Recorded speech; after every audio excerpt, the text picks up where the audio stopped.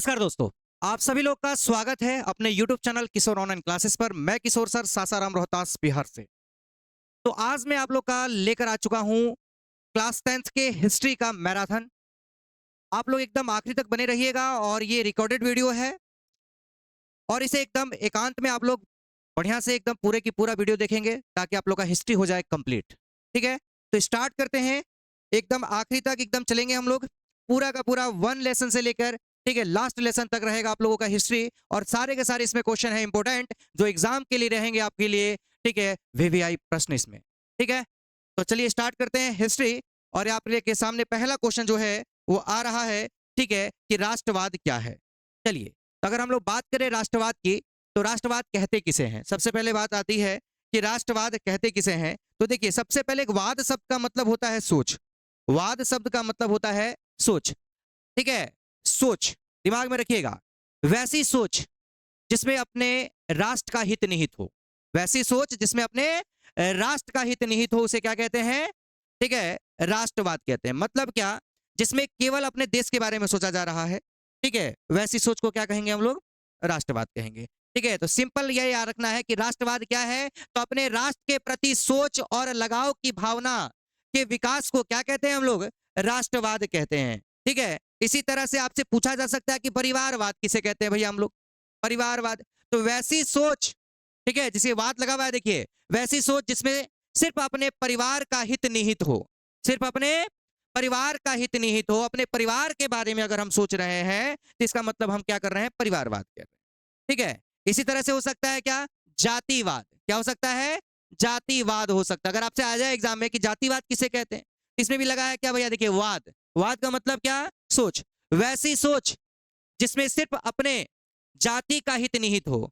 ठीक है, अपनी जाति के बारे में अगर सोचा जा रहा है तो उसे क्या कहेंगे हम लोग, जातिवाद कहेंगे। क्या कहेंगे, जातिवाद कहेंगे। ठीक है, तो और आराम से आपके पास कोई भी अगर आपके पास ऐसा डिफिनेशन दे दे कि राष्ट्रवाद किसे कहते हैं, परिवारवाद किसे कहते हैं, जातिवाद किसे कहते हैं, या धर्मवाद किसे कहते हैं, तो एक स्टेटमेंट से आप लोग सारे के डिफिनेशन दे सकते हैं। आप कैसे, राष्ट्रवाद क्या है, तो वैसी सोच जिसमें अपने राष्ट्र का हित निहित हो, अपने देश का हित निहित हो। ठीक है, उसे हम क्या कहेंगे, राष्ट्रवाद। ठीक है, वैसी सोच जिसमें सिर्फ अपने परिवार का हित निहित हो, उसे क्या कहेंगे, परिवारवाद। जैसे नेता लोग क्या करते हैं भैया, हम मुख्यमंत्री थे, लालू जी क्या किया, अपने मुख्यमंत्री थे तो अपनी औरत को बना दिए। आज उनका कल बेटा लड़ रहा है, तो उनकी सोच क्या थी भैया, परिवारवाद वाली सोच थी। ठीक है, जातिवाद, जैसे मान लीजिए क्या, हम जिस जाति से हैं, अगर हम अपने जाति वाले को ही ज्यादातर हम विशेष ध्यान दें, उसको पढ़ाएं, तो आप लोग कहिएगा ना पीछे जाके, सर जी बड़ी जातिवाद करते हैं, हैं, इसे क्या कहेंगे, जातिवाद। ठीक है, उसी तरह से क्या हो जाएगा, लिंगवाद। क्या हो जाएगा, लिंगवाद। लिंगवाद का अगर परिभाषा देना हो तो कैसे बोलेंगे, वैसी सोच जिसमें सिर्फ अपने लिंग का हित निहित हो, उसे क्या कहेंगे, लिंगवाद। मतलब हम लड़का है, विशेष कर हम लड़का पे ध्यान दे रहे हैं, तो लड़के लोग क्या बोलेगी कि वैसे सोच जिसमें क्या है भैया, सिर्फ लिंग निहित है। अर्थात सर क्या कर रहे हैं, लिंगवाद कर रहे हैं। हम लोग लड़की है तो लड़की लोगों पे ध्यान नहीं दे रहे हैं और लड़का लोगों पे ज्यादा विशेष कर ध्यान दे रहे हैं। बात तो यही ना होगा। तो बताइए, आराम से इसका परिभाषा आप लोग दे सकते हैं, राष्ट्रवाद कहे, परिवारवाद कहे, जातिवाद कहे, लिंगवाद कहे, बताइए, या धर्मवाद कहे। धर्मवाद किसे कहेंगे, हाँ, वैसी सोच जिसमें सिर्फ अपने धर्म का हित निहित हो, उसे धर्मवाद कहते हैं। क्या कहते हैं, धर्मवाद कहते हैं।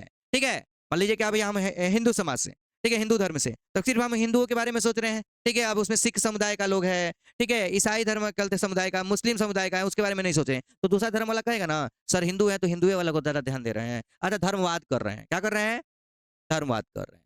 ठीक है, उसी तरह से क्या हो सकता है आपसे बात, एक होता है समाजवाद। वैसी सोच जिसमें सिर्फ समाज का हित निहित हो, मतलब समाज के बारे में सोचा जा रहा हो, उसे क्या कहेंगे, समाजवाद कहेंगे। तो कभी भी अगर याद रखिएगा ऐसा क्वेश्चन आ जाए, तो अगर आपको याद नहीं है तो बस मेरा स्टेटमेंट याद रखिएगा कि वैसी सोच जिसमें सिर्फ क्या हो, ठीक है, अगर राष्ट्र के बारे में हो रहा है तो, अगर राष्ट्र का हित नहीं है तो उसे क्या कहेंगे, राष्ट्रवाद। परिवार का रहेगा तो परिवार का हित नहीं है। ठीक है, अगर उसी तरह से क्या होगा आपका, अगर धर्म का रहे तो धर्मवाद। क्लियर है ना। चलिए, तो क्या बोला गया भाई कि राष्ट्रवाद किसे कहते हैं, अगर हम लोग इसकी बात करें तो क्या बोलेंगे, ठीक है, वैसी सोच जिसमें सिर्फ अपने राष्ट्र का हित निहित हो, उसे हम क्या कहेंगे, राष्ट्रवाद कहते हैं। ठीक है, किसी भौगोलिक सांस्कृतिक परिवेश में रहने वाले लोगों के बीच में क्या रहता है, ठीक है, अपने एक दूसरे के प्रति प्रेम रहता है, अपने देश के प्रति क्या रहता है, प्रेम रहता है। मान लीजिए आप अमेरिका चले गए, ठीक है, आप अमेरिका चले गए, अगर वहां कोई इंडियन है, ठीक है, और आपको क्या है भैया, आपके मान लीजिए आपको कोई पीट रहा हो, कोई अमेरिकन वहां पीट रहा है, तो तुरंत वो इंडियन देखेगा ना, कहेगा यार ये तो हमारे देश का है, तुरंत आपको बचाने के लिए आ जाएगा। किसके नाते आया वो? अपने राष्ट्र के नाते आया, क्योंकि भैया मेरे राष्ट्र का है वो। क्या है? मेरे मेरे राष्ट्र का है कि नहीं है? तो किस कौन सी भावना उसके अंदर पैदा हुई? राष्ट्रवाद की। ठीक है, तो वही बोल रहा है, अपने राष्ट्र के प्रति सोच और लगाव की भावना के विकास को क्या कहते हैं? राष्ट्रवाद। ठीक है, भाषाई, नस्ल, आवासीय तथा धर्म के आधार पर राष्ट्र का निर्माण होता है। ठीक है ना? अगर क्या है भैया, ऐसा अगर सोच बन रहा है तो किसका निर्माण हो जाता है? राष्ट्र का निर्माण होता है। क्लियर हो गया? राष्ट्रवाद तो क्लियर हो गया होगा। चलिए अगला देखते हैं, क्वेश्चन नंबर 2। मेजनी कौन था? ठीक है ना? मेजनी कौन था? बहुत ज्यादा एग्जाम में आता है कि मेजनी कौन था, तो ये देखना है। मेजनी इटली का एक क्या था भैया? साहित्यकार था। क्या था? साहित्यकार था। गणतांत्रिक विचारों का समर्थन, ठीक है, गणतंत्र लोकतंत्र पे विचार रखता था, ठीक है ना, गणतांत्रिक विचारों का समर्थन के साथ योग्य एक सेनापति भी था। ठीक है, तो मेजनी के बारे में आ जाए तो मेजनी एक क्या था भैया? साहित्यकार था, गणतांत्रिक विचारों का समर्थन करता था, साथ साथ में वो क्या था? सेनापति भी था। ठीक है, जो 1831 ईस्वी में यंग इटली, किसकी स्थापना की थी उसने? यंग इटली की। और फिर 1834 ईस्वी में उसने क्या किया था? यंग यूरोप नामक ठीक है संस्था की क्या किया था उसने? गठन की थी। ठीक है, करके इटली के एकीकरण का उसने प्रयास किया था। मतलब इटली को क्या किया था उसने? जो छोटे छोटे भागों में बटा हुआ था इटली, इटली को उसने क्या किया था? जोड़ने का काम किया था। ठीक है, लेकिन ये सफल रहा, ये असफल रहा। इसलिए फिर क्या है, काउंट काबूर, गैरीबाल्डी, सब लोगों ने मिलकर इटली का क्या किया था? एकीकृत करने का प्रयास किया, और वो सफल भी रहे। ठीक है, इसमें मेजनी जो है सबसे पहले आते हैं। मेजनी ने ही सबसे पहले कदम उठाया था। समझ में आया ना? तो आपसे कोई पूछे मेजनी कौन था, तो क्या बोलेंगे कि मेजनी एक साहित्यकार था, गणतांत्रिक विचारों का समर्थन था, फिर वो क्या था? एक सेनापति था। उसने यंग इटली की, ठीक है, और यंग यूरोप की क्या की थी उसने? स्थापना। ठीक है, यंग इटली की कहेगा तो 1831 में, और यंग यूरोप का कहेगा तो 1834 में। ठीक है ना? और इसने इटली के एकीकरण का क्या किया था? प्रयास किया था, तो एकीकृत करने के लिए, जिसमें यह असफल रहा। लेकिन ठीक है, इसको सफल बनाने के लिए गैरीबाल्डी और क्या है कार्य, काउंट काबूर आए, और उन्होंने क्या किया? उन्होंने पूरा प्रयास करके उसको एकीकृत करने का, ठीक है, वो एकीकृत करने में सफल रहे। ठीक है, चलिए आइए अगला देखिए। अब मेटरनिक युग क्या है? ठीक है, आप लोग जानते हैं कि ऑस्ट्रिया का चांसलर था मेटरनिक। ठीक है, बड़ा कूटनीतिज्ञ था। ठीक है, बहुत ज्यादा क्या, तो क्या बोलेंगे भैया? ऑस्ट्रिया के चांसलर मेटरनिक के द्वारा 1815 में वियना सम्मेलन के माध्यम से यूरोप में नेपोलियन युग का अंत करके मेटरनिक युग की क्या की गई थी? शुरुआत की गई, जिसे मेटरनिक युग के नाम से जाना जाता है, जो 1815 से लेकर 1848 तक था। ठीक है, तो आपसे अगर आ जाए कि भैया मेटरनिक युग किसे कहते हैं, तो मेटरनिक 1815 से लेकर 1848 के काल को मेटरनिक युग के नाम से जाना जाता है। मेटरनिक क्या था? ऑस्ट्रिया का चांसलर था। ऑस्ट्रिया का क्या था? ऑस्ट्रेलिया नहीं, ऑस्ट्रिया। ऑस्ट्रिया एक अलग कंट्री है और ऑस्ट्रेलिया अलग है। ठीक है ना? चलिए क्लियर हो गया? बताइए, तो आपसे पूछा जाएगा कि मेटरनिक युग क्या है, तो बता सकते हैं। ठीक है, कि भैया ऑस्ट्रिया के चांसलर मेटरनिक के द्वारा 1815 में वियना सम्मेलन के माध्यम से क्या किया गया था? यूरोप में नेपोलियन युग का अंत कर दिया गया, नेपोलियन युग ने समाप्त कर दिया। और उसके बाद क्या किया उसने? ठीक है, अपना ठीक है, मेटरनिक युग की शुरुआत की उसने, और ये 15 से लेकर कहां तक चला था? ये 48 तक चला था। ठीक है ना? इसी को कहा जाता है मेटरनिक युग। चलिए अगला आइए बाबू, अगले में देखिए, अगले में एकदम बेहतरीन। ठीक है, चौथा नंबर क्या दे रहा है बाबू आपके पास? देखिए तो इटली के एकीकरण में मेजनी, काउंट काबूर और गैरीबाल्डी के योगदानों को बताएं। ठीक है, तो बताइए, अभी हम लोगों ने पढ़ा मेजनी के बारे में, पढ़ा है क्या? पढ़ा मेजनी के बारे में। मेजनी इटली के एक साहित्यकार, गणतांत्रिक विचारों के समर्थक के साथ साथ एक योग्य सेनापति था, जो 1831 ईस्वी में यंग इटली और 34 में उसने यंग यूरोप नामक इस संस्था की क्या किया उसने? गठन किया। गठन करके इटली के एकीकरण का क्या किया उसने? प्रयास किया। ये इटली के मेजनी के बारे में हो गया। एग्जाम में 5 नंबर में आता है ये। ठीक है, उसके बाद आ सकता है आपके पास फिर क्या? काबूर के बाद। ठीक है ना? काउंट काबूर इनका नाम था। क्या था? काउंट काबूर। तो काबूर क्या थे भैया? तो ये याद रखिएगा, काबूर एक सफल कूटनीतिज्ञ एवं, ठीक है, राष्ट्रवादी था। ठीक है, ये कूटनीतिज्ञ भी था। कूटनीतिज्ञ मतलब होता है ना कि मतलब किसी, मतलब क्या है, मतलब अपनी नीति के द्वारा किसी चीज को सफल बना देना। ठीक है ना? बहुत होशियार करते हुए, होशियारी से कोई काम कर लेना। ठीक है, तो फिर कूटनीतिज्ञ और राष्ट्रवादी था, राष्ट्र के प्रति उसके पास प्रेम था। उसके बाद वह इटली के एकीकरण में सबसे बड़ी बाधा किसको मानता था? ऑस्ट्रिया को मानता था। किसको मानता था? ऑस्ट्रिया को मानता था। ठीक है, मानता था। इसलिए वह ऑस्ट्रिया को पराजित करने के लिए फ्रांस के साथ दोस्ती किया। क्या किया? फ्रांस के साथ दोस्ती का हाथ बढ़ाया उसने। और फिर 1853 से लेकर 54 में, ठीक है, क्रीमिया युद्ध में काबुल ने फ्रांस की ओर से युद्ध में शामिल होकर प्रत्यक्ष रूप से उसका क्या ले उठाया, उसने लाभ उठाया। इस प्रकार इटली की समस्या को काबुल ने अपनी कूटनीति के बल पर इटली के एकीकरण क्या किया उसने, संभव, ठीक है, संभव कर लिया। और इस प्रकार 1871, कब बाबू, 1871 ईस्वी तक इटली के एकीकरण में मेजनी, काउंट काबूर और गेरिबाल्डी का क्या हुआ, के लिए नेतृत्व हुआ। ठीक है, चलिए गेरिबाल्डी के बारे में आ गया। ठीक है, वो काबूर थे, अब कौन आए, गेरिबाल्डी। तो गेरिबाल्डी कौन थे भैया, देखिए तो गेरिबाल्डी पेशा से क्या था, एक नाविक था, बहुत आता है। गेरिबाल्डी पेशे से क्या था, गेरिबाल्डी पेशे से नाविक था, जिसे इटली के एकीकरण के लिए तलवार भी कहा जाता है। इटली के एकीकरण का तलवार किसे कहा जाता है, गेरिबाल्डी को कहा जाता है, क्योंकि वह तलवार के बल पर ही इटली के एकीकरण करना चाहता था। कहता था कि भैया आओ तो आओ, ठीक है, तलवार के धार पे ही आओगे, बचोगे तो बचोगे, नहीं बचोगे तो जाओगे, ठीक है ना।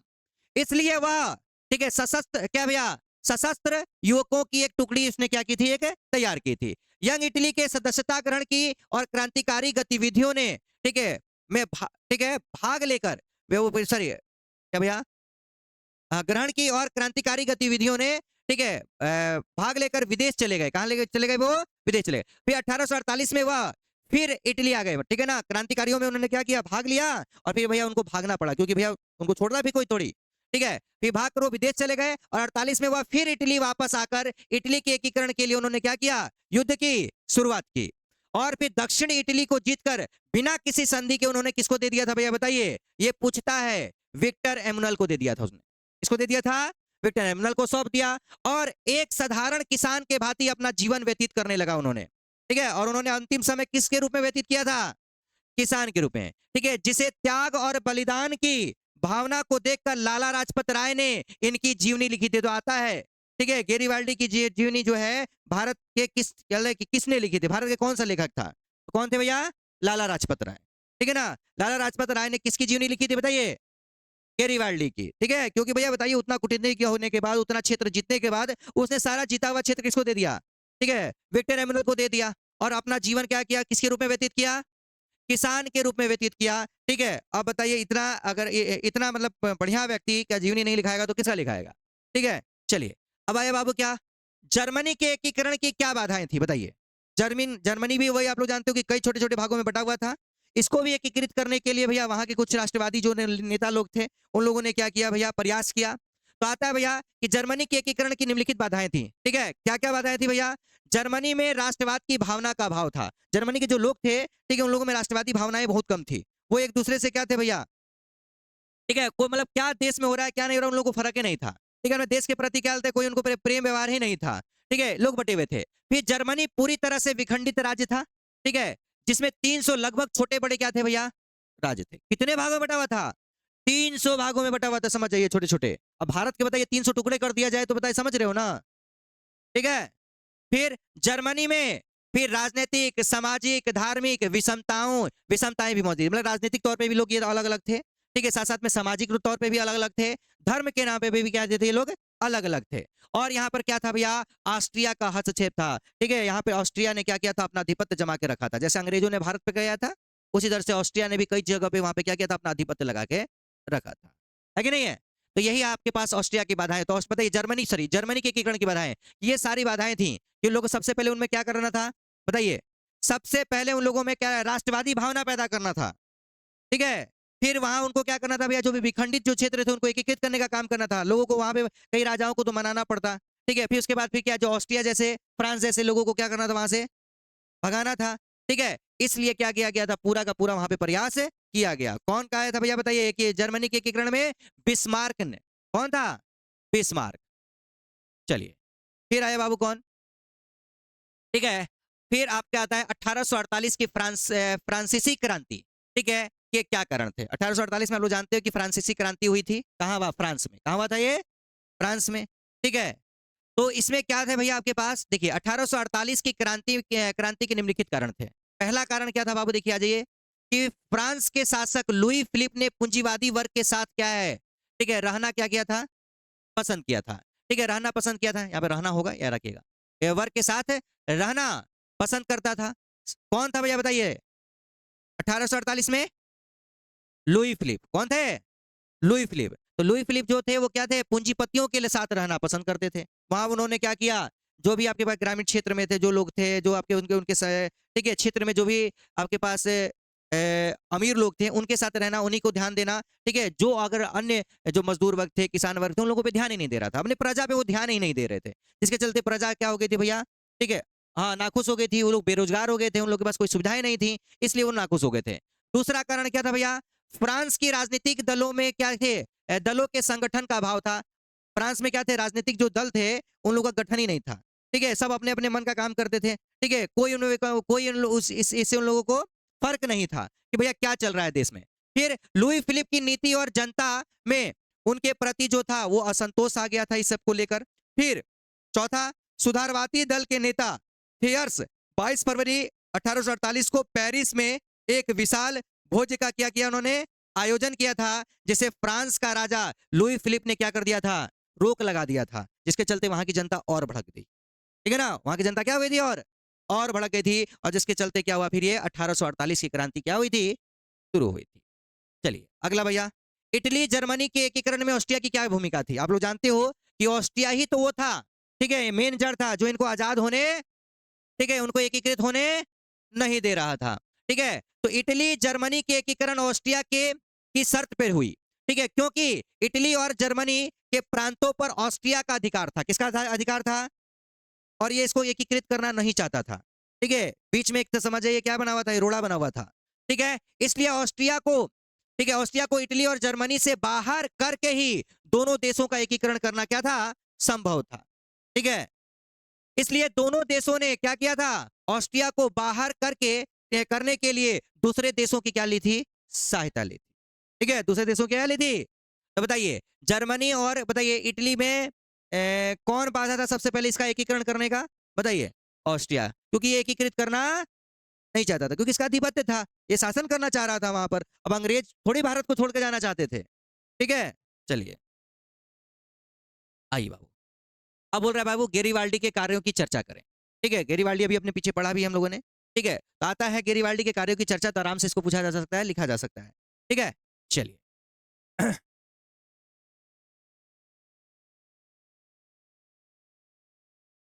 देखो बाबू, तो क्या है गेरिवाल्डी?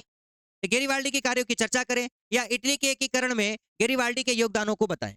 ठीक है, तो क्या बनेगा? क्या योगदान था गेरिवाल्डी का? आप लोग जान ही रहे हैं कि इन्होंने क्या किया था? मिजनी के कार्यों को आगे बढ़ाया था। अपना जीवन किसी रूप में बिताया इन्होंने? अंतिम समय किसान के रूप में बिताया था। ठीक है ना, इनका ये वैसे पेशा से क्या थे? नाविक थे। आपसे पूछेगा गेरिवाल्डी पेशे से क्या थे? इन्होंने अपना अंतिम जीवन के किस रूप में बिताया था? इनका जीवनी किसने लिखा था? लाला राजपथ राय ने लिखा था, ये दिमाग में रखना। ठीक है, गेरिवाल्डी पेशे से एक नाविक था, जिसने इटली के एकीकरण के लिए तलवार कहा जाता है, क्योंकि वह तलवार के बल पर ही इटली का क्या करना चाहते थे? एकीकरण करना चाहता था। ठीक है, इसलिए वह, ठीक है, यंग इटली के सदस्यता उन्होंने ग्रहण की और क्रांतिकारी गतिविधियों को तेज कर दी, जिसके कारण उसे मृत्युदंड की क्या की गई थी? सजा सुनाई गई। मृत्युदंड की क्या सुनाई गई थी? सजा सुनाई गई। और जिस सजा को सुनकर गेरिवाल्डी को क्या करना पड़ा था? भागना पड़ा, वो विदेश भागना पड़ा उसको। ठीक है, और 1848 में वह फिर से इटली में वापस आकर इटली के एकीकरण में के लिए युद्ध की उन्होंने क्या कर दी? शुरुआत कर दी। ठीक है, शुरुआत की और दक्षिण इटली को जीतकर उन्होंने बिना किसी संधि के विक्टर एमुनल को क्या कर दिया? सौंप दिया, और एक साधारण किसान के भांति अपना जीवन व्यतीत करने लगा। जिस त्याग और बलिदान की भावना को देखकर लाला राजपत राय ने उनकी क्या लिखी थी? जीवनी लिखी थी। क्या लिखी थी? जीवनी। एकदम सटीक, एकदम अब याद रखिएगा। ठीक है, आराम से इसको बनाकर एकदम लिखिए। ठीक है, आराम से आपको ये नंबर देके जाएगा। क्लियर है ना? ठीक है, याद हो गया? बताइए, गेरिवाल्डी पेशे से क्या था? उन्होंने अपना जीवन किसमें व्यतीत किया था? ठीक है, फिर वो दोबारा बताइए, उनको जब मृत्युदंड सुनाया गया तो वो क्या हो गए? विदेश भाग गए। फिर वो कब वापस आए? उन्होंने बताइए इटली का कौन सा क्षेत्र जीत कर किसको दे दिया? हाँ, दक्षिणी भाग को जीतकर उन्होंने क्या किया था? विक्टर एमुनल को दे दिया था। ठीक है, इनकी जीवनी किसने किसने लिखी थी? लाला लाजपत राय ने लिखी थी। ठीक है ना? चलिए आइए बाबू अगला। ठीक है, तो अगला क्या दे रहा है? जर्मनी के एकीकरण में बिस्मार्क की भूमिका का वर्णन करें, या जर्मनी के एकीकरण के लिए बिस्मार्क ने कौन कौन सी नीतियां अपनाई, या जर्मनी की एकीकरण पे एक निबंध लिखें। ठीक है, जर्मनी के एकीकरण के बारे में आ सकता है। ठीक है, सारा का सारा आपके पास यहाँ से इसमें इन तीनों से तीनों घुमा के किसी भी तरह से पूछा जा सकता है। ठीक है, चलिए एकदम आखिरी तक करिए, देखिए आप लोग का क्या हो जाएगा, सारा का सारा रिवीजन हो जाएगा हिस्ट्री का। ठीक है, चलिए अब क्या दे रहा है बाबू, देखो बोल रहा है क्या, जर्मनी के एकीकरण में सबसे महत्वपूर्ण भूमिका किसकी थी? बिस्मार्क की थी। किसकी थी? बिस्मार्क की थी, क्योंकि बिस्मार्क का सोचना था कि जर्मनी का एकीकरण का समस्या का समाधान बौद्धिक भाषणों से नहीं होगा। ठीक है, भाषण दे के लोगों को जागरूक करके ऐसे नहीं हो सकता। ठीक है, नहीं होगा, इसका तो एकीकरण रक्त एवं लोह की नीति से ही होगा। ठीक है, वो मारेगा तो हम ही मारेंगे, वो काटेगा तो हम ही काटेंगे, रक्त एवं लोह की नीति अपनाना पड़ेगा। ठीक है, खून खराबा करना ही पड़ेगा, बिना खून, अब गांधी जी की तरह क्या है, ठीक है, आपके पास क्या है भैया, अहिंसा के बल पे नहीं, हिंसा के बल पे इसको जीतना पड़ेगा, नहीं तो फिर क्या है, ये संभव नहीं है। ठीक है, इसलिए बिस्मार्क ने जर्मनी के एकीकरण के लिए 3 युद्ध किए थे। कितने युद्ध? याद रखिएगा, आपसे आता भी है कि बिस्मार्क ने कितने युद्ध लड़े थे? 3 युद्ध। प्रथम युद्ध उन्होंने 1864 में डेनमार्क के साथ, दूसरा युद्ध, ठीक है, 1866 में ऑस्ट्रिया के साथ, ठीक है, सेडोवा का युद्ध हुआ था, और जिस युद्ध में ऑस्ट्रिया बुरी तरह से क्या हो गया था, पराजित हो गया था, ये याद रखिएगा। और जर्मनी पर से उसका क्या हो गया, प्रभाव क्या हो गया, समाप्त हो गया। तब जाकर जर्मनी का क्या हुआ, 1/3 एकीकरण क्या हो गया, एकीकरण शेष बच गया, जिसके लिए उसने बिस्मार्क को, ठीक है, तीसरा युद्ध फ्रांस के साथ करना पड़ा था, और इसको हराने के लिए, ऑस्ट्रिया को हराने के लिए फ्रांस का भी सहारा लिया था, और लास्ट में फिर जिससे उसने सहारा लिया उसी पे फिर आक्रमण कर दिया। ठीक है, ऑस्ट्रिया को हराने के लिए किसका सहायता लिया था उसने? फ्रांस का, और फिर लास्ट में फ्रांस से फिर उसने क्या कर दिया, आक्रमण कर दिया। बहुत कूटनीतिज्ञ था ना वो। ठीक है, कि भैया चलो आओ, तुम मेरे साथ आ जाओ, पहले उसको हरा देते, तुमको फिर हम करते, तुम हाँ, फिर अपने कब्जे में लेके और फिर दोबारा उसी पे उसकी कमजोरी जान गया ना, ये हुआ। फिर क्या हुआ भाई, बिस्मार्क का तीसरा युद्ध फ्रांस के साथ 19 जून 1870 ईस्वी को करना पड़ा। ठीक है, जिस युद्ध में सेडोवा का युद्ध कहा जाता है, इसको क्या कहा जाता है, सेडोवा। एक सेडोन का युद्ध है और एक क्या है, सेडोवा का।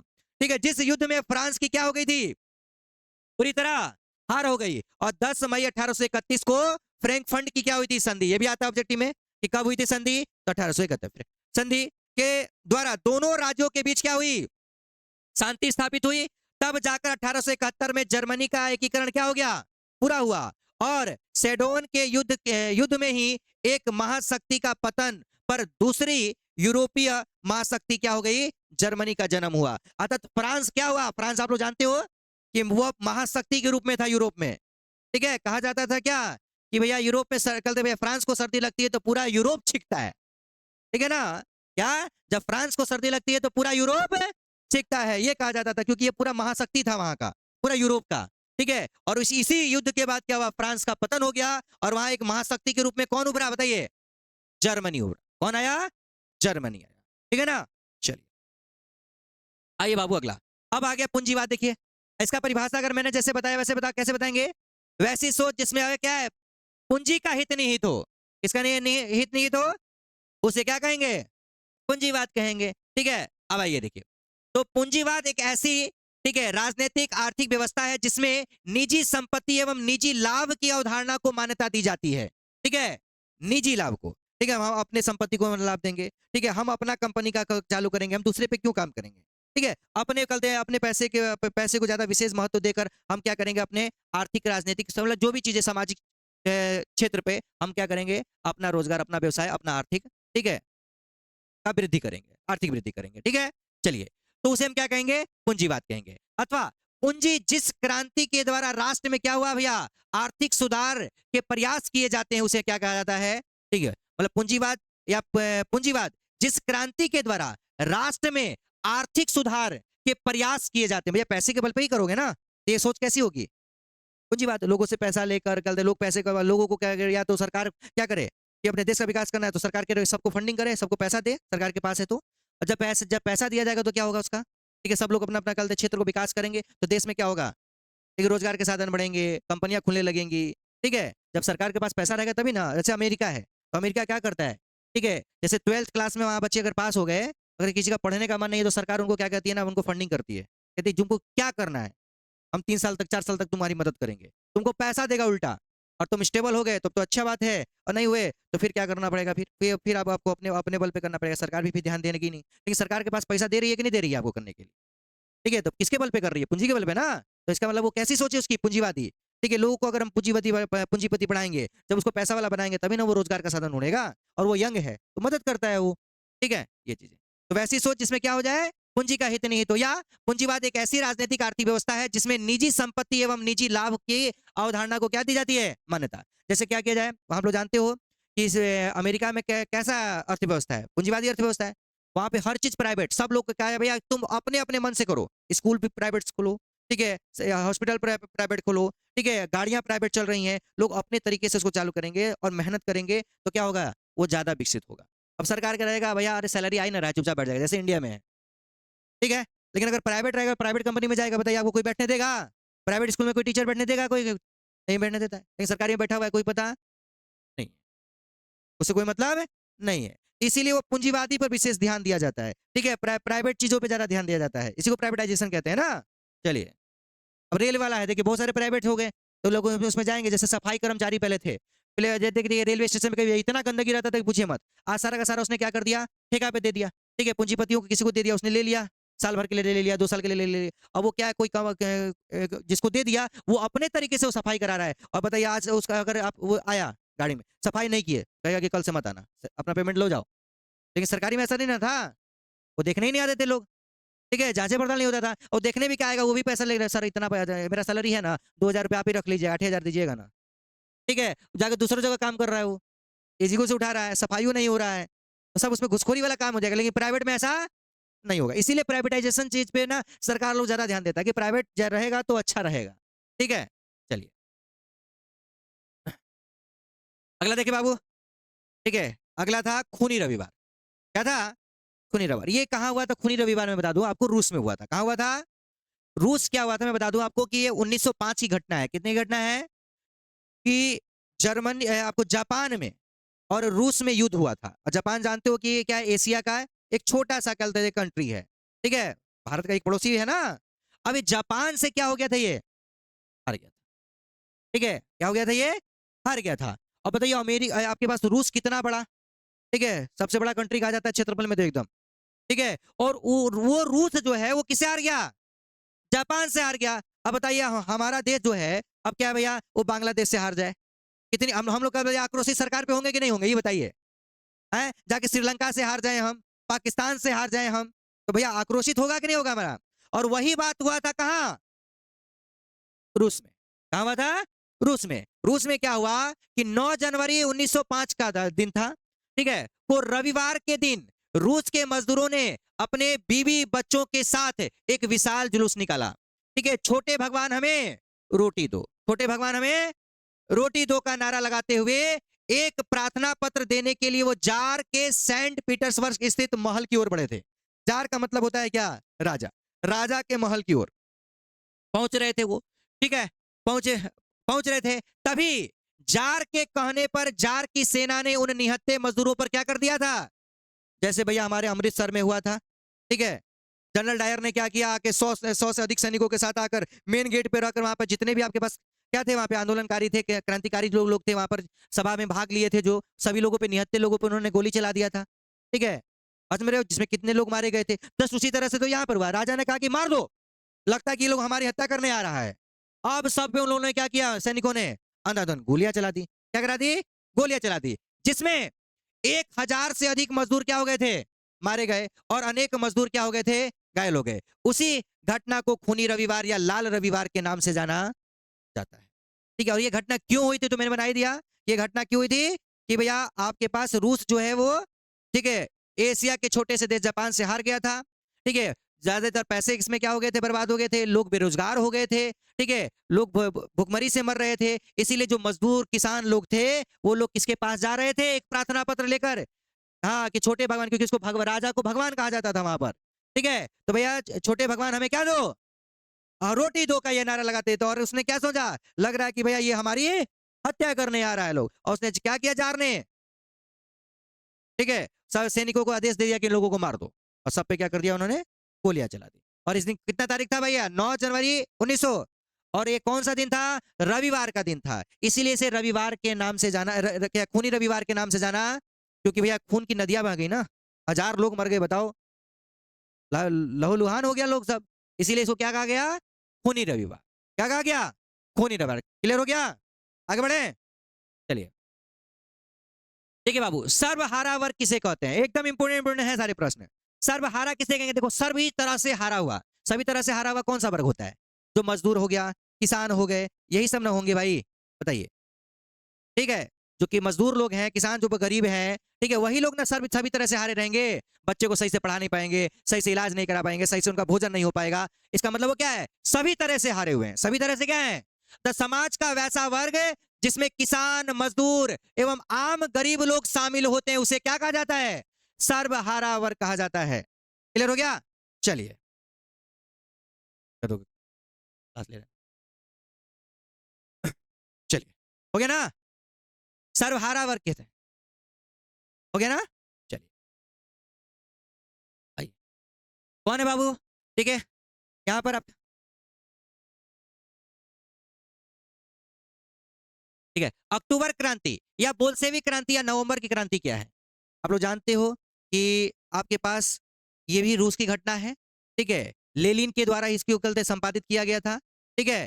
तो क्या था कि रूस ने, देखिए बाबू, देखिए, देखिए, रूस में पुरानी रूसी कैलेंडर के अनुसार, ठीक है, दूसरी बार आप लोग जानते हैं कि 1917 में दो क्रांतियां हुई थी वहां, ठीक है, एक बोल्शेविक, क्या था, ठीक है, एक फरवरी क्रांति थी और एक नवंबर या अक्टूबर की क्रांति कहा जाता है, ठीक है। एक था बोल्शेविक क्रांति और एक था बोल्शेविक क्रांति। बोल्शेविक लेनिन के द्वारा हुई थी, ठीक है। तो रूस में पुराने रूसी कैलेंडर के अनुसार जब दूसरी क्रांति 1917 में हुई थी, ठीक है, उस दिन क्या था? 25 अक्टूबर 1917 का दिन था, इसलिए उस दिन को अक्टूबर की क्रांति के नाम से जाना जाता है। ये लेनिन के नेतृत्व में हुआ था। करेंसिकी की सरकार को गिरा दिया गया था इस दिन, इसका तख्ता पलट कर दिया गया था। किसकी सरकार को?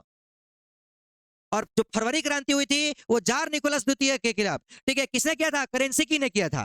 तो फरवरी की क्रांति करेंसिकी के द्वारा हुई थी, जिसको बोल्शेविक क्रांति के नाम से या फरवरी क्रांति के नाम से जाना था। और दूसरी क्रांति लेनिन के नेतृत्व में हुआ, ठीक है, और इसमें ही उसने क्या किया था, ठीक है, उन्होंने अप्रैल 33 की घोषणा की। सारे समर्थन में क्या थे? इसके किसान, मजदूर, ठीक है, सैनिक, सभी लोग समर्थन में आए थे। और जब क्या हुआ आपके पास, इस दिन कौन सा दिन था? 25 अक्टूबर का दिन था, ठीक है, इसीलिए इसको अक्टूबर का क्रांति भी कहा जाता है, या इसी को बोल्शेविक क्रांति, और ये नवंबर की क्रांति उस समय था, इसलिए क्या करना, इसको नवंबर की क्रांति भी कहा जाता है, ठीक है ना। किसके नेतृत्व में हुआ था नवंबर की क्रांति? बोले ये लेनिन के। और फरवरी क्रांति किसके नेतृत्व में? करेंसिकी के। क्लियर है? चलिए, अप्रैल थीसिस किसने दिया था? लेनिन ने, ठीक है, क्या दिया था? लेनिन ने दिया। आइए, क्या बाबू अगला देखो तू, रूसी क्रांति के कारणों की विवेचना करें, या 1917 की रूसी क्रांति के प्रमुख कारणों का उल्लेख करें, ठीक है, या 1917 में बोल्शेविक क्रांति या अक्टूबर की क्रांति के कारणों की विवेचना करें। मतलब क्यों हुआ था वहां क्रांति रूस में, ठीक है, रूस में क्यों क्रांति हुई थी? तो आप जान ही रहे हो भैया कि भैया 1905 में भैया उससे हारा, कल भैया झूठ मूठ का जर्मनी से, कल जापान से, कल क्या हो रहा था? युद्ध हो रहा था। फिर पैसा खर्च हो गया, सरकार के मतलब जो जो वहाँ की जो राजा थे, जार थे, वो प्रजा पे ध्यान नहीं दे रहे थे, भुखमरी ऐसी थी, बेरोजगारी ऐसी थी, ठीक है, लोग इसी के लेकर वहां पर क्या हुई थी? क्रांति हुई। क्या क्रांति थी भैया? देखिए, रूसी क्रांति के कारणों की निम्नलिखित विवेचनाएं थी। पहला, निरंकुश शासन, वहां का जो शासक था वो निरंकुश था, किसी की सुनता नहीं था, हौटी था, ठीक है, मेरा मन करेगा, ठीक है, वही करेगा, ठीक है, वैसा वहां कम था, ठीक है ना। तो रूस की क्रांति के समय रूस के जार निकोलस था। कौन था भैया वहां का शासक? निरंकुश था, जार निकोलस। रूस की क्रांति के समय रूस का शासक निरंकुश था, क्योंकि रूस का सम्राट जार अपने आप को क्या मानता था? ईश्वर का प्रतिनिधि समझता था, ठीक है। और दूसरी की वो सुनता, वो कहता मैं भगवान का आदमी हूं यार, ठीक है, मैं एक तरह का भगवान हूं, ठीक है, और जो हम करते हैं वो सब कुछ सही है, तुम किसके चक्कर में पड़े हो? हैं? सारा कुछ करते हैं भैया, वो अपने आप को ही क्या समझता था, ठीक है, कि भैया हम ही ईश्वर हैं।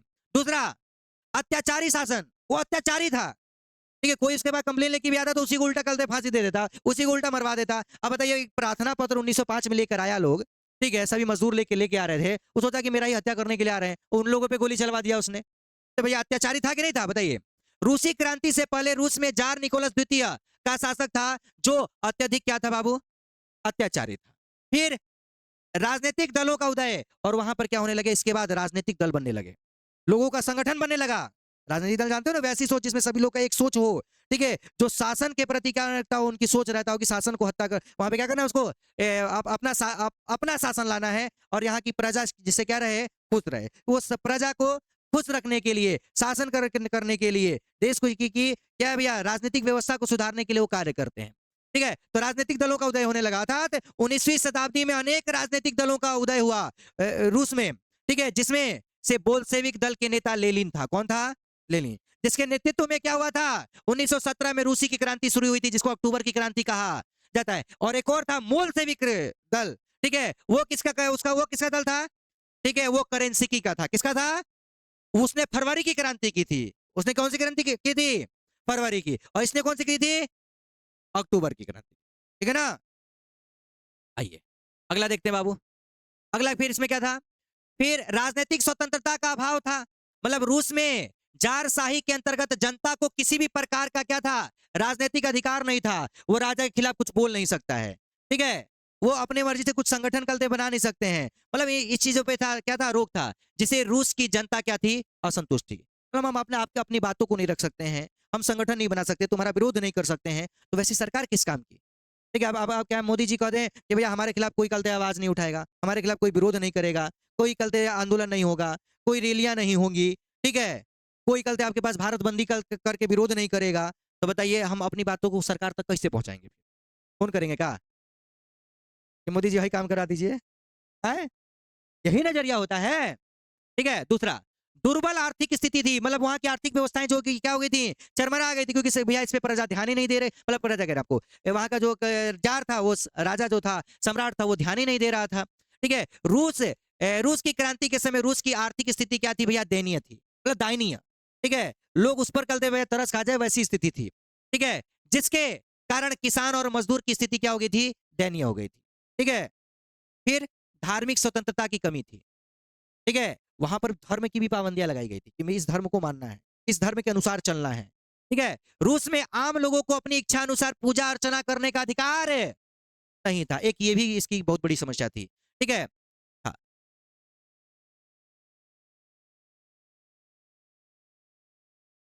हाँ, अच्छा अच्छा, ये एक्स्ट्रा आ गया ना, चलिए ये एक्स्ट्रा है बाबू। ठीक है, तो यही मेन मेन आपके पास मुख्य कारण थे। ठीक है, चलिए, चलो देखिए, समझ में आ गया क्या क्या था बाबू, बोलो। पहला निरंकुश शासन, दूसरा अत्याचारी शासन, राजनीतिक दलों का उदय, फिर अगला, हाँ, राजनीतिक स्वतंत्रता का अभाव, अगला आर्थिक स्थिति, फिर धार्मिक स्वतंत्रता की कमी थी। ठीक है ना? चलिए, ये वाला नहीं है आपको ना, ये एक्स्ट्रा में हो गया है। चलिए अगला बाबू, रूसी क्रांति के प्रभाव की विवेचना करें। रूसी क्रांति का क्या प्रभाव पड़ा? दूसरे देश के लोग भी क्या करने लगे रूसी क्रांति को देखकर, उन्होंने कहा कि भैया हमारे वहां भी ऐसा अगर राजा करेगा तो हमारे यहाँ भी ऐसा हो सकता है, हम लोग भी क्या कर सकते हैं, ठीक है, विरोध कर सकते हैं। तो देखिए क्या क्या प्रभाव पड़ा, पहले देखिए रूसी क्रांति के प्रभाव की निम्नलिखित विवेचना है। ठीक है, पहला देखो, क्या भैया, स्वेच्छाचारी जारशाही का अंत हो गया। ठीक है, मतलब 1917 में ही रूस पहली बार, ठीक है, रूस में पहली बार क्रांति हुई। सबसे पहली क्रांति कब हुई थी? 1917 में, जिसे फरवरी की क्रांति कहा गया, जिसके प्रभाव से जार निकोलस द्वितीय को राजगद्दी छोड़ना पड़ा। ठीक है, रूसी क्रांति का क्या प्रभाव पड़ा भैया? रूसी क्रांति का प्रभाव यह है कि भैया स्वेच्छाधारी जारशाही का अंत हो गया। ठीक है, ये अपनी इच्छा से करता था, ये किसी दूसरे की सुनता नहीं था। ये पहला अंत हो गया। किस क्रांति से? फरवरी की क्रांति से। दूसरा, सर्वहारा वर्ग का शासन। इसके बाद फिर क्या हुआ? सर्वहारा, इसने कार्ल मार्क्स ने कहा था, दुनिया के मजदूरों एक हो जाओ, आने वाले समय में तुम्हारा ही क्या होगा? राज होगा। और लेनिन क्या था, एक बताइए, गरीब था, सर्वहारा वर्ग से संबंधित था। ठीक है, और वही वहां का क्या बना? राजा बना। बताइए, तो ये बोल रहा है सर्वहारा वर्ग का शासन हुआ। ठीक है, इस क्रांति के बाद किसका शासन हुआ? सर्वहारा, अर्थात नए संविधान द्वारा सर्वहारा वर्गों को वोट देने का अधिकार मिला।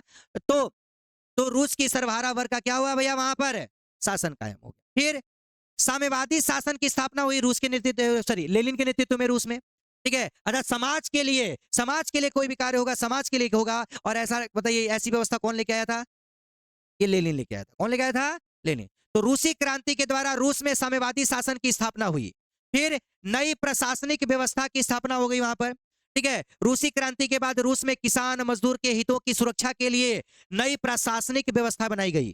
ठीक है, एक मजदूर यूनियन रहेगा, किसान यूनियन रहेगा, कोई समस्या होगा वो हमारा क्या है, अपने बातों को यहां तक पहुंचाएंगे यूनियन के माध्यम से। समझ आ रहा है कि नहीं आ रहा है? ठीक है, तो क्या हो गई वहां नई नई प्रशासनिक व्यवस्थाएं बन गई। जैसे हमारे यहाँ भी होता है मजदूरों के लिए भैया मजदूर यूनियन होता है, किसान यूनियन होता है। ठीक है, उसी तरह से यहाँ पे बना। फिर अगला, धर्मनिरपेक्ष राज्य की स्थापना हुई, मतलब अपने इच्छा अनुसार किसी भी धर्म को आप अपना सकते हैं, जैसे हम लोग के देश में है। ठीक है, और आप किसी भी धर्म में अपना पूजा पर क्या अर्चना कर सकते हैं, ये चीजें थी। अर्थात रूसी क्रांति के बाद धार्मिक जीवन पर जीवन पर से ठीक है चर्च का नियंत्रण, चर्चा नहीं यहाँ पे चर्च होगा बाबू, क्या होगा, चर्च, चर्च का नियंत्रण समाप्त कर दिया गया और किसी भी धर्म को अपनाने की क्या कर दी गई, छूट दे दी गई। क्या दे दी गई, छूट दे दी गई। आराम से प्रभाव, क्या क्या प्रभाव खत्म हुआ बाबू बताइए।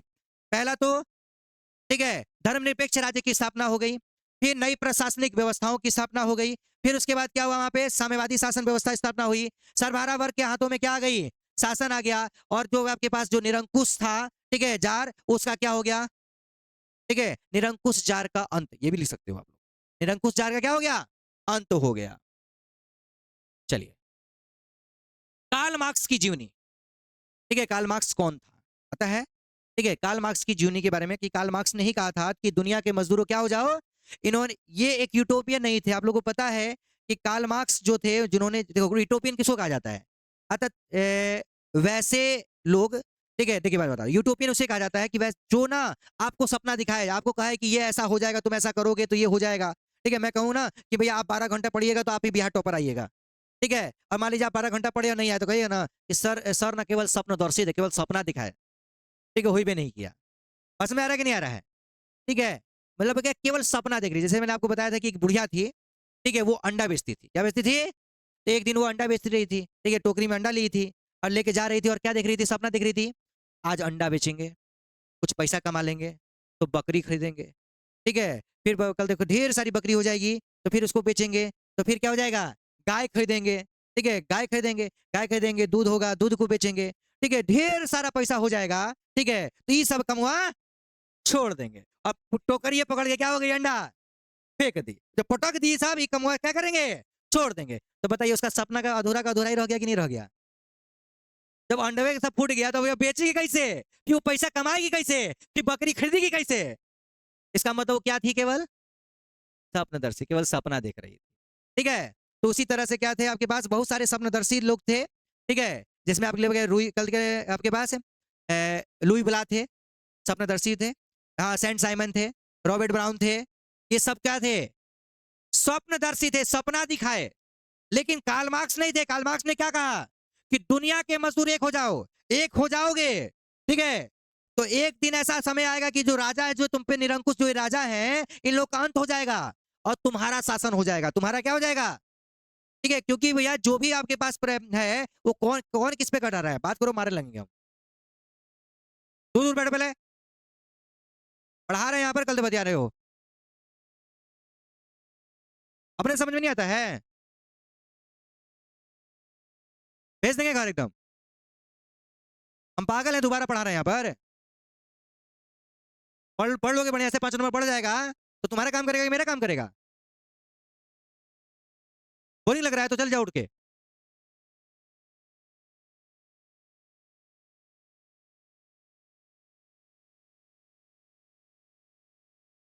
देखो, तो क्या हुआ बाबू, वो लोग वो लोग थे क्या, यूटोपियन। लेकिन कार्ल मार्क्स को भी लोगों ने क्या कहा, क्योंकि इनके मरने के बाद, ठीक है इनके मरने के बाद इनकी बात सही हुई।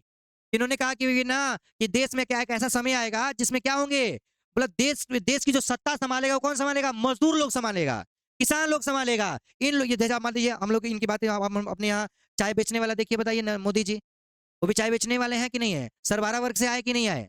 इसका मतलब यहाँ पर भी हम लोग कह सकते हैं नहीं कि कार्ल मार्क्स की बातें सही हुई है। उसी तरह से बताइए आप अमेरिका में, बताइए आपके अब्राहम लिंकन, बताइए कि एकदम गरीब कर से उनकी माता, उनको उनकी सौतेली माँ थी, जो कोयला के राख से उनको पढ़ाना लिखाना सिखाई थी। समझ जाइए, उनकी अपनी भी माँ नहीं थी, सौतेली माँ थी, और वो गरीब घर से थे एकदम, समझ जाइए, और राष्ट्रपति बने वो। सत्ता आया कि नहीं आया? कार्ल मार्क्स की बातें सही हुई कि नहीं हुई? ये चीजें, ठीक है। तो क्या हुआ, कार्ल मार्क्स की जीवनी पर क्या, जीवनी एवं इनके सिद्धांत का वर्णन करें। ठीक है, इन्होंने क्या क्या दिया। तो कार्ल मार्क्स का जन्म जो है वो 5 मई 1818 को जर्मनी के राइन राज्य के ट्रियर नगर में एक यहूदी परिवार में हुआ था। किसमें हुआ था? यहूदी परिवार में हुआ था, जिसके, ठीक है, जिनके पिता, ठीक है ना, हाँ, हेनरी, ठीक है, एक क्या थे भैया, एक प्रसिद्ध वकील थे। इनके पिताजी जो थे वो क्या थे, एक वकील थे, जिन्होंने आगे चलकर ईसाई धर्म ग्रहण कर लिया। यहूदी धर्म से थे, यहूदी धर्म को छोड़कर क्या बन गए ये, ईसाई। ठीक है, ईसाई धर्म को उन्होंने क्या कर लिया, ग्रहण कर लिया।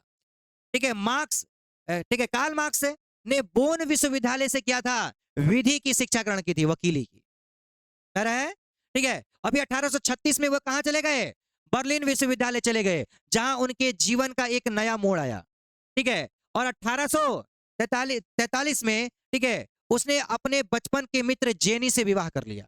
ठीक है, अपने बचपन के मित्र किससे, जेनी से। तो अब आगे बताइए, उनका नाम कार्ल मार्क्स, ठीक है, उनके पिताजी का नाम हेनरी मार्क्स, ठीक है, और उन्होंने, उनकी कल दे भैया, उनकी जो पत्नी थी क्या नाम था, जेनी था। क्या था, उनकी बचपन की मित्र थी, उसे उन्होंने कर लिया।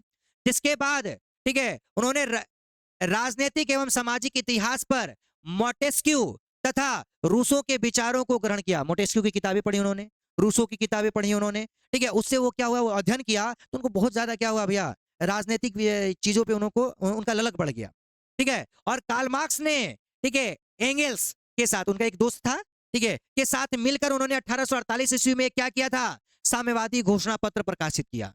ठीक है, जिसके कारण उसे आधुनिक समाजवाद का जनक भी कहा जाता है। इसीलिए कार्ल मार्क्स को क्या कहा जाता है, आधुनिक समाज। उन्होंने इसमें ऐसा ऐसा चीजें लिखी कि लोग क्या हो जाए, कि लोग जाने कि भैया कि हमारे अंदर क्या है, जो हमारी जो प्रजा चल रही है, राजनीति जो आपके पास क्या राजतंत्र चल रहा है, ये ठीक नहीं है, ये शासन व्यवस्था।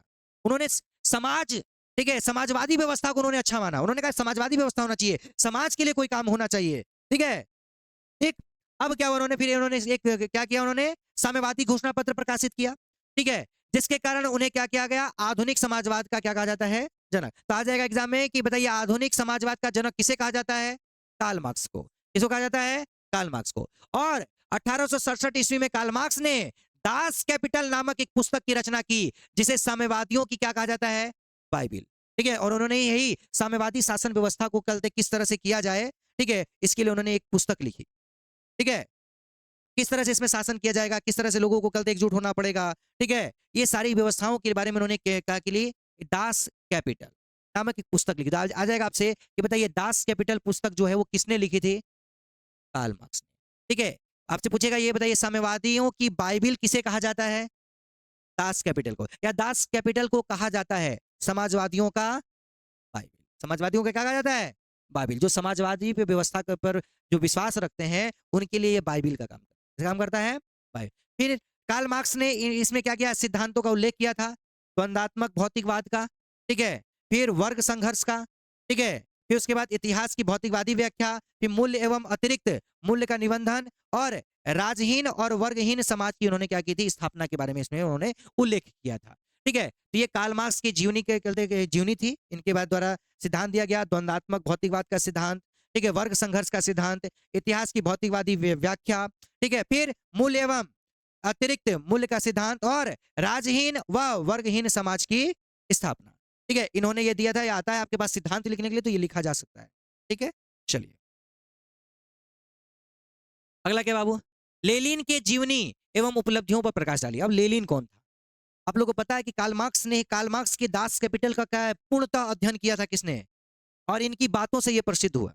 ठीक है, मतलब क्या हुए, प्रसन्न हुआ, मतलब इसको उन्होंने अपनाया। ठीक है, इनके अंदर भावना पैदा होगी, नहीं हमें भी आपके रूस में क्या करना होगा, जार का अंत करना होगा, और हमें क्या है, अपना शासन लाना होगा। ठीक है, कार्ल मार्क्स की बातों को इन्होंने ही सही किया था। ठीक है, तो आएगा बाबू, रूसी क्रांति का प्रणेता लेनिन था। ठीक है, प्रणेता कौन था, लेनिन। मतलब प्रणेता का मतलब होता है क्या, कि शुरुआती करने वाला। ठीक है, ये था। और जिसका जन्म जो था वो कब हुआ था भैया, 1870 ईस्वी में, वोल्गा नदी के किनारे हुआ था। कहां हुआ था, वोल्गा नदी के किनारे। ठीक है, स्थित किसमें, सिम्ब्रस्क नामक गांव में हुआ था। वह शुरू से ही क्या था, विद्रोही प्रवृत्ति का था। ठीक है, किसी से भी भिड़ता था, क्योंकि जानते हो क्या कि जार जार ने ही क्या किया था इसके बड़े भाई को, हाँ,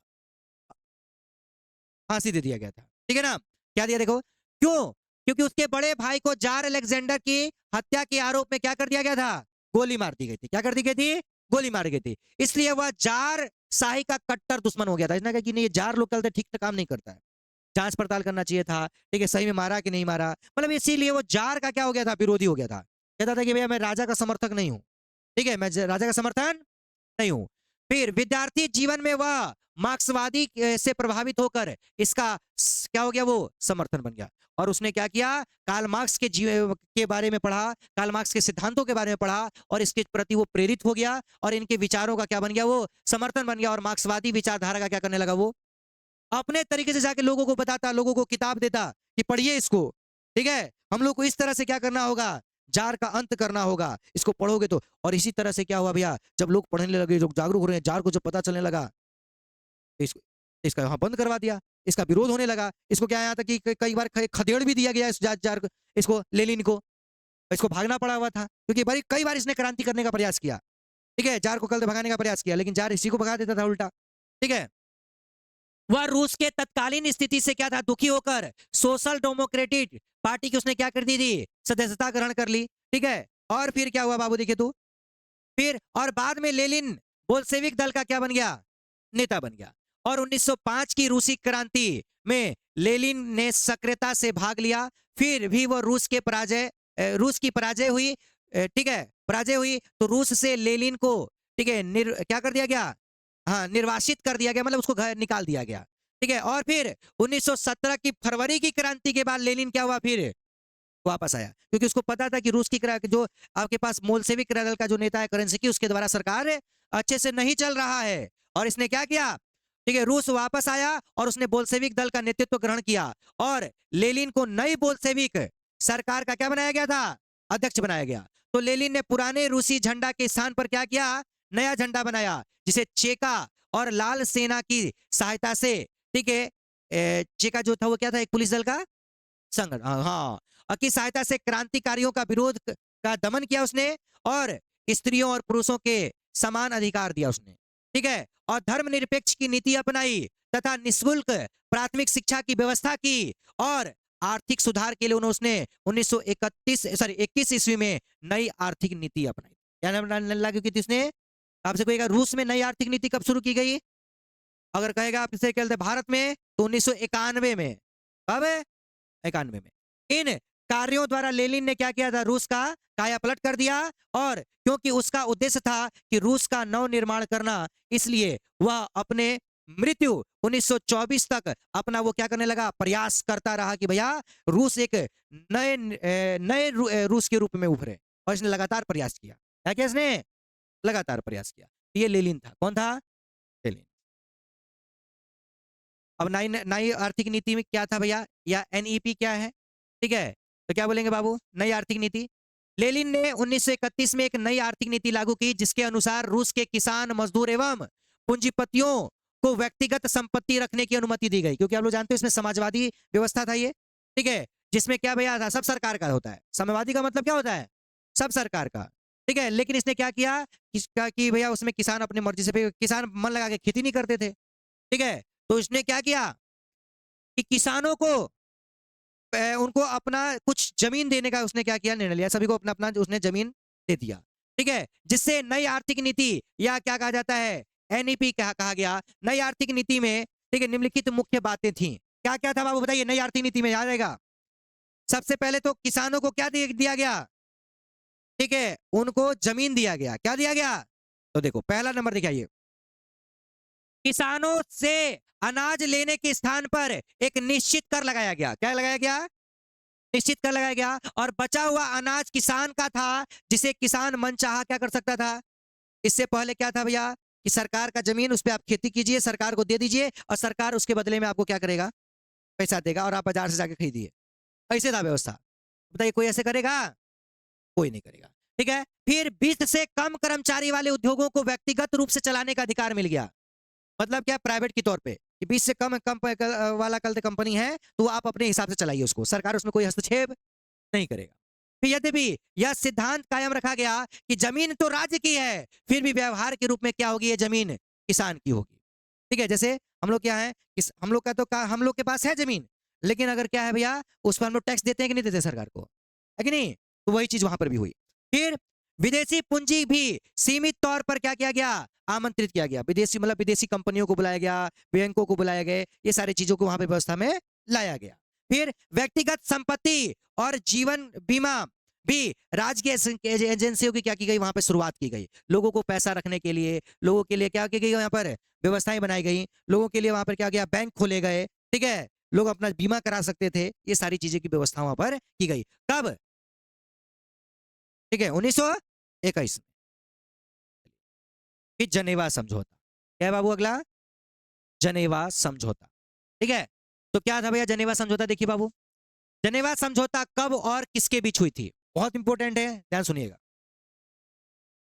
जनेवा समझौता मई 1954 में हुई थी। कब हुई थी? अब से पूछेगा, जनेवा समझौता कब हुई थी? मई 1954 में हुई थी। और इस समझौते के द्वारा वियतनाम को दो भागों में अस्थायी रूप से विभाजित कर दिया गया था। ठीक है, एक उत्तरी वियतनाम और दूसरा दक्षिणी वियतनाम। ठीक है, उत्तरी वियतनाम में किसकी सरकार? हो ची मिन की। और और उसके बाद दक्षिणी वियतनाम में बाओदाई की। ठीक है, पूंजीपतियों की बाओदाई के नेतृत्व में वहां पे क्या किया गया था, इसका सरकार बनाया गया था। दो भागों में बांट दिया गया था। तो वियना बताइए आपके पास, जनेवा समझौता कब हुआ था? हाँ, 1954 में हुआ था, जिसमें क्या है, वियतनाम को कितने भागों में बांटा गया? दो भागों में। कौन कौन? उत्तरी वियतनाम और उत्तरी वियतनाम में किसकी? हो ची मिन की सरकार बनी। और दक्षिणी वियतनाम में बाओदाई की। ठीक है ना? चलिए, बाओदाई की सरकार। चलिए, बाओदाई कौन था? बाओदाई, तो बाओदाई एक अन्नाम का शासक था। ठीक है, जो 1945 में वियतनाम गणराज्य बन जाने के कारण बाओदाई 25 अगस्त 1945 को अपना गद्दी छोड़कर कहां चला गया था? लंदन भाग गया था। लेकिन अमेरिका ने बुलाया कि आओ भैया, तुमको हम राजा बनाते हैं दक्षिणी वियतनाम का, आओ। ठीक है, फिर भी डरता था। ठीक है, वहीं से रह के शासन अपना चलाता था वो। ठीक है, हाँ। तो बाओदाई कौन था समझाया? बाओदाई अन्नाम का, बाओदाई अन्नाम का शासक था। ठीक है, और जो 1945 में वियतनाम गणराज्य बन जाने के कारण बाओदाई 25 अगस्त 1945 को अपनी राजगद्दी क्या कर गया, छोड़ कर क्या गया वहां से वो? डरपोक था, डरपोक राजा। चलिए, हिंद चीन में फ्रांसीसी प्रसार का वर्णन करें। हिंद चीन में फ्रांसीसी प्रसार का मतलब क्या है? जैसे अंग्रेज भारत में आए, उसी तरह से हिंद चीन में कौन गया? ठीक है, फ्रांस गया। बात समझिए, आने को तो हमारे यहाँ क्या है, भारत में सबसे पहले आप जानते हो कि पुर्तगाली आए, डच आए। ठीक है, फिर आपके पास क्या है, फ्रांस भी आया, अंग्रेज भी आया। लेकिन हमारे यहाँ शासन करने में कौन कामयाब रहा? अंग्रेज। ठीक है, ये समझ जाइए कि जो जितने भी यूरोपीय कंट्री थे, इसमें आपके पास क्या हो गया, फ्रांस था, जर्मनी था। ठीक है, आपके पास ब्रिटेन, अंग्रेज थे। ठीक है, ब्रिटेन में इंग्लैंड के लोग थे, ये लोग सब फिर पुर्तगाली थे, डच थे। ये सब जाकर दूसरे देशों पर आधिपत्य जमा लेते थे, कब्जा कर लेते थे और शासन करते थे। उसी तरह से भारत में भी था, लेकिन भारत में और लोगों का शासन नहीं हो पाया। ठीक है, जब यहाँ पे अंग्रेजों का यहाँ पे आधिपत्य हो गया, तो लास्ट में फ्रांस को कहा कि तुम भैया पतला गली से पकड़ के जाओ दूसरा देश में, इसमें तुम्हारा नहीं चलेगा। और इसको कहाँ भेज दिया? तो रूस में। आप जानते हो कि यहाँ हिंद चीन में, इनमें आपके वियतनाम, लाओस, कंबोडिया, वहां चावल की खेती अच्छी होती थी। ठीक है, ये लोग वहां पे घुस गए। अच्छा लगा ये। और दक्षिण अफ्रीका तो कहा जाता है क्या, इन लोगों ने अपने बपोती जमीन की तरफ लागू वहां का क्या किया था, बंटवारा कर लिया था। जानते हो?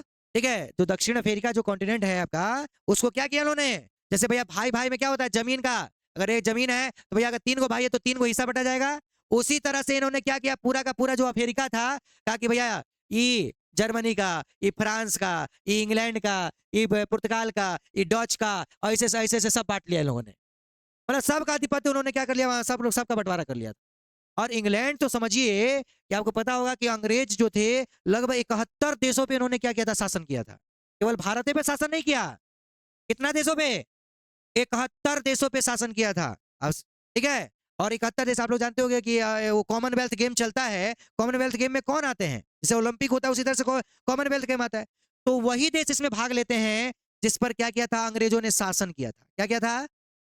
ठीक है, वो भी आज के वो इस गेम के द्वारा ये बताना चाहता है कि भैया तुम पे भी हमारा कभी राजा था, ठीक है, शासन था हमारा।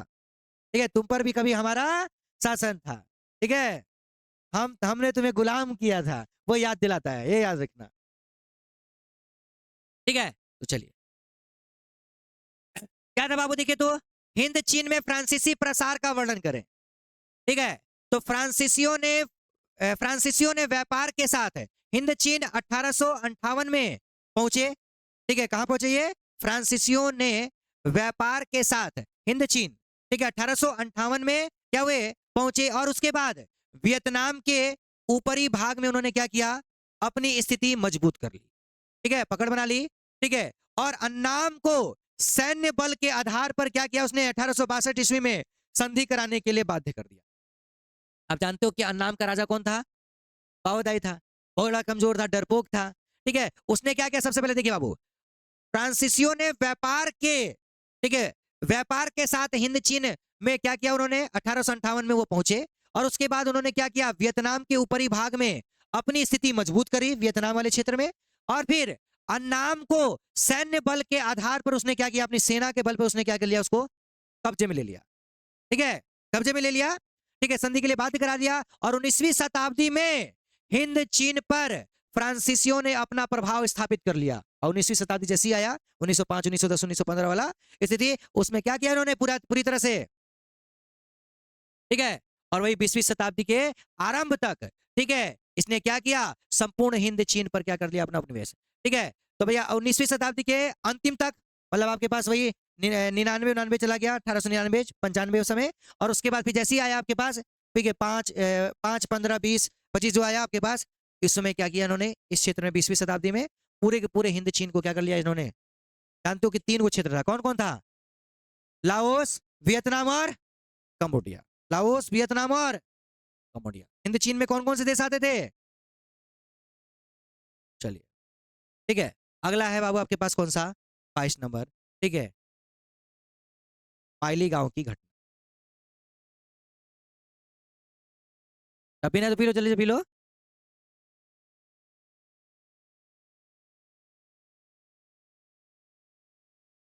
आगे देखो तो।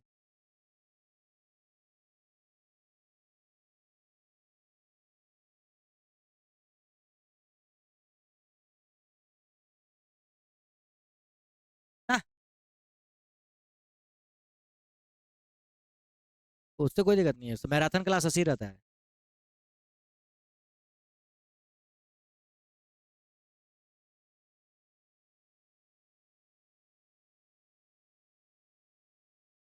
चलिए बाबू देखिए तो, माइली गांव की घटना, आप लोग को पता है माइली गांव की घटना क्या थी? ठीक है, यह आपके पास वियतनाम की घटना है। कहां की घटना है ये? वियतनाम की घटना, ध्यान सुनिएगा। दक्षिणी वियतनाम में एक गांव था, ठीक है, जहां के लोगों को वियतांगी समर्थक हो समझकर अमेरिकी सेना ने 1968 ईस्वी में पूरे गांव को घेर के, ठीक है, माइली गांव क्या थी भैया? दक्षिणी वियतनाम का एक गांव था, सुनिएगा। माइली गांव जो था वो दक्षिणी वियतनाम का क्या था? गांव था, जिसमें वियतांगी समर्थन होने का उन लोगों को शक था, अमेरिका के लोगों को, अमेरिका के जो सैनिक थे ना उनको। ठीक है, अब जब उनको जब शक था तो उन्होंने क्या किया? सबसे पहले पूरे गांव को घेर लिया। पूरे गांव को क्या कर लिया उन्होंने? घेर लिया। पूरे गांव को घेरा, और घेर के सबसे पहले पुरुषों को मार डाला। इसको मार डाला, वहां के पुरुषों को मार डाला। सुन लीजिए, एक बार में याद हो जाएगा। पुरुषों को मार डाला और औरतों एवं बच्चियों को बंधक बनाकर, औरत और बच्चों को बंधक बनाकर उनके साथ कई दिनों तक सामूहिक बलात्कार किया। और फिर उन्हें भी मारकर पूरे गांव में क्या कर दी गई? आग लगा दी। ठीक है, पूरे गांव में क्या कर दिया गया? मतलब क्या भैया, कोई लोग बचा नहीं, समझ जाइए। ठीक है, जिसमें लाशों के बीच में दबा एक बूढ़ा व्यक्ति जो था वो क्या हो गया था? जिंदा बच गया था। लेकिन भाग से क्या हो गया था भैया? कि एक बूढ़ा व्यक्ति बच गया। और इस घटना को उसने क्या किया? ठीक है, पूरे ठीक है जगह पे इसने क्या किया? इसका, ठीक है, प्रसार प्रसार किया, लोगों को जागर जनाया कि भैया अमेरिकी जो सैनिक थे, इन लोगों ने इतनी दर्दनाक घटना, ठीक है, इतनी बेरहमी से लोगों को मारा, वहां के औरतों और बच्चों के साथ इस तरह से इन्होंने क्या किया भैया? सामूहिक बलात्कार किया, और उन्हें भी लास्ट में क्या कर दिया? मार दिया। ठीक है, तो जिस इस घटना के उजागर किया, ठीक है, उजागर किया और यह अ, और यह प्रभाव हुआ कि अमेरिकी सेना की आलोचना पूरे विश्व में होने लगी। ठीक है, साथ साथ में अमेरिका के लोग भी वहां के कल थे, उस समय कौन थे? निक्सन। ठीक है, निक्सन वहां के क्या थे भैया, आपके पास राष्ट्रपति थे, उनका भी वहां विरोध होने लगा कि भैया आप अमेरिका को क्या करने के लिए सेना को वहां भेजे हो, बुलाइए वहां पर। ठीक है, ऊपर से पैसा खर्चा हो रहा है और ऐसा ऐसा करते वो लोग गलत गलत काम कर रहा है लोग, हैं? ठीक है, अब इसलिए उन्होंने युद्ध को शांत करने के लिए क्या किया था, 500, ठीक है, 5 सूत्री उन्होंने क्या किया था, योजना चालू की थी, जिसको क्या कहा जाता है, निक्सन का 5 सूत्री योजना कहा जाता है, 5 सूत्री। ठीक है, तो आपसे कोई पूछे कि माइली गांव की घटना क्या थी, सबसे पहले बोलना है कि माइली गांव, ठीक है, दक्षिणी वियतनाम का एक क्या था, गांव था, जिस जहां के लोगों को वियतांगी होने का शक था अमेरिका के सैनिकों को, इसलिए अमेरिका के सैनिकों ने क्या किया, पूरे गांव को घेर के सबसे पहले वहां के पुरुषों को क्या कर दिया, मार दिया। पुरुषों को मारने के बाद वहां पे जो जितनी भी औरतें थी और बच्चियां थी उनको क्या किया, कई दिनों तक बंधक बनाया और बंधक बनाकर उनके साथ सामूहिक बलात्कार किया और अंत में उन्हें भी क्या कर दिया, मार करके पूरे गांव में आग लगा दिया, पूरे गांव में क्या कर दिया। लेकिन भाग से उन लाशों के बीच में एक क्या बच गया, बूढ़ा बैल।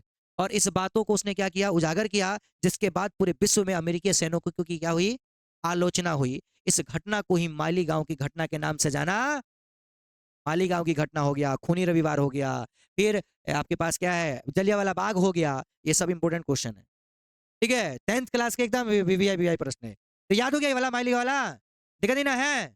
चलिए अगला आइए बाबू, चलिए हो ची मिन के विषय में संक्षिप्त में लिखें, हो ची मिन के बारे में क्या करिए, संक्षिप्त में लिखें। ठीक है, तो क्या था भैया, देखिए हो ची मिन का दूसरा नाम क्या था भैया, यूगेन आई कॉक, यूगेन, ठीक है, आई कॉक, जिसका जन्म 1890 में कहां हुआ था बाबू, वियतनाम में हुआ था।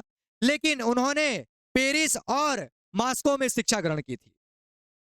शिक्षा पूरा होने के बाद वह कुछ अपना जीवन शिक्षक के रूप में उन्होंने बिताया, कुछ समय जो क्या है, शिक्षक के रूप में टीचर बन गए वो। ठीक है, लेकिन कुछ वर्षों के बाद उनका फ्रांसीसी जहाज में क्या हो गया, नौकरी लग गया, मैंने लिखवाया भी ऐसा।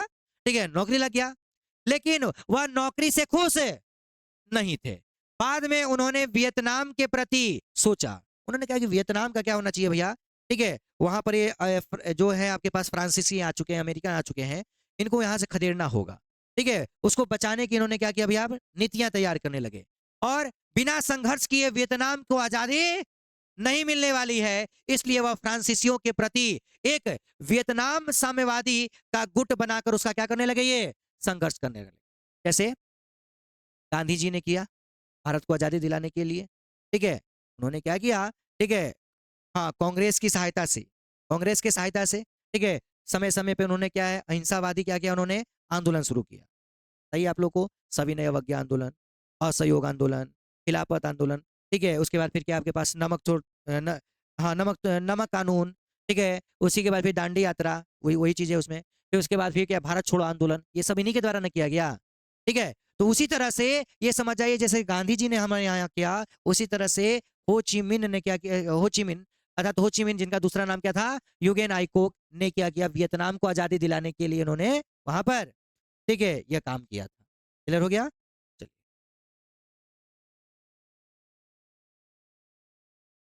हिंद चीन उपनिवेश का स्थापना का उद्देश्य क्या था, हिंद चीन उपनिवेश का स्थापना का क्या उद्देश्य था। ठीक है, उद्देश्य या कारण क्या था, उद्देश्य या कारण क्या था, या अथवा में फ्रांस द्वारा हिंद चीन में उपनिवेश की स्थापना के क्या कारण थे, मतलब फ्रांस ने, ठीक है, हिंद चीन को उपनिवेश क्यों बनाया। हम लोग बताते हैं कि उपनिवेश किसे कहा जाता है, उपनिवेश पढ़े हो ना, कि जब कोई शक्तिशाली देश अपने से कमजोर देश पर उसका क्या करता है, आधिपत्य जमा देता है, उसका आर्थिक शोषण करने लगता है, तो इस व्यवस्था को क्या कहा जाता है, उपनिवेश। ठीक है, और जिस पे करता है उसको उपनिवेशिक देश कहा जाता है कि नहीं है। चलिए, तो हिंद चीन पे बताइए वो लोग क्यों आया था, तो हिंद चीन उपनिवेश स्थापना के निम्नलिखित उद्देश्य था। पहला, फ्रांसीसियों ने हिंद चीन में अपना व्यापार बढ़ाने के लिए अपनी गतिविधियों का इसे क्या बनाया था, केंद्र, मतलब यहाँ पे रहेंगे तो चारों तरफ से हम लोग क्या करेंगे, यहाँ पर व्यापार करेंगे। पहले उद्योग थोड़ी हुआ करता था, पहले वस्त्र का, अनाज का, यही सब का ना व्यापार होता था। ठीक है, तो ये मिल जाते थे इन लोगों को, इसलिए उन्होंने व्यापार का केंद्र बनाने के लिए इसको क्या किया, इसका उपनिवेश बनाया। फिर दूसरा, हिंद चीन में कच्चा माल बहुत ही अधिक उपलब्ध होता था, जिससे फ्रांसीसियों ने अपने लिए उपयोग करना क्या करते थे, वो चाहते थे, ठीक है, इसलिए इसको अधिपत्य कर दिया। फिर दूसरा, हिंद चीन में उपनिवेशिक स्थापना करके फ्रांस ईसाई धर्म का क्या करना चाहते थे, प्रचार। आप लोग को पता ही है, कहीं भी आ जाए ना उपनिवेशिक, अंग्रेज भी यहाँ पे क्या व्यापार करने के लिए आए भारत में, अपना धर्म प्रचार किया उन्होंने, आज भी करते हैं। ईसाई धर्म का प्रचार नहीं होता है, आज भी होता है, ठीक है। पहले आपके पास जब आपके पास से कोलंबस थे, ठीक है, कोलंबस आए, गेरी कल थे, उसके बाद फिर वास्को डी गामा आए, ठीक है, बहुत सारे ऐसे कल थे जो थे, उन्होंने क्या व्यापार और धर्म दोनों के प्रचार प्रसार के लिए वो लोग निकले थे। उस समय यही दो चीजें थी, ठीक है। फिर अन्य यूरोपीय राष्ट्रों के सामान्य, ठीक है, सामान्य को फ्रांस को नीचा बनाए रखना, सॉरी, सामान्य को फ्रांस नीचा बनाए रखना चाहता था, मतलब दूसरे देश को हाँ, अपने आप को ऊंचा और दूसरे को क्या समझना चाहता था वो, इसीलिए वो क्या करना चाहता था, वही बोल रहा है, अन्य यूरोपीय राष्ट्रों के सामान्य, ठीक है, सामान्य को, ठीक है, हाँ, फ्रांस नीचा बनाए रखना चाहता था, अपने से क्या करना चाहता था वो, हाँ हाँ, निक्सन, राष्ट्रपति निक्सन के हिंद चीन में शांति के संबंध में 5 सूत्री योजना क्या थी, इसका क्या प्रभाव पड़ा, उन्होंने 5 सूत्री योजना बनाई थी। जैसी वहां पे माइली गांव की घटना हुई, जागरूक जैसी लोगों को जानकारी जैसी हुई, लोगों क्या करे, जॉन निकोलस के खिलाफ क्या करने लगे, विरोध करने लगे। जॉन निकोलस ने कहा कि भैया शांत शांत, मैं इसकी योजना तय बनाता हूँ, ठीक है, अमेरिकी सैनिकों को वापस बुलाता हूँ, ठीक है, इस युद्ध को पूरी तरह से समाप्त करवा देता हूँ, ठीक है।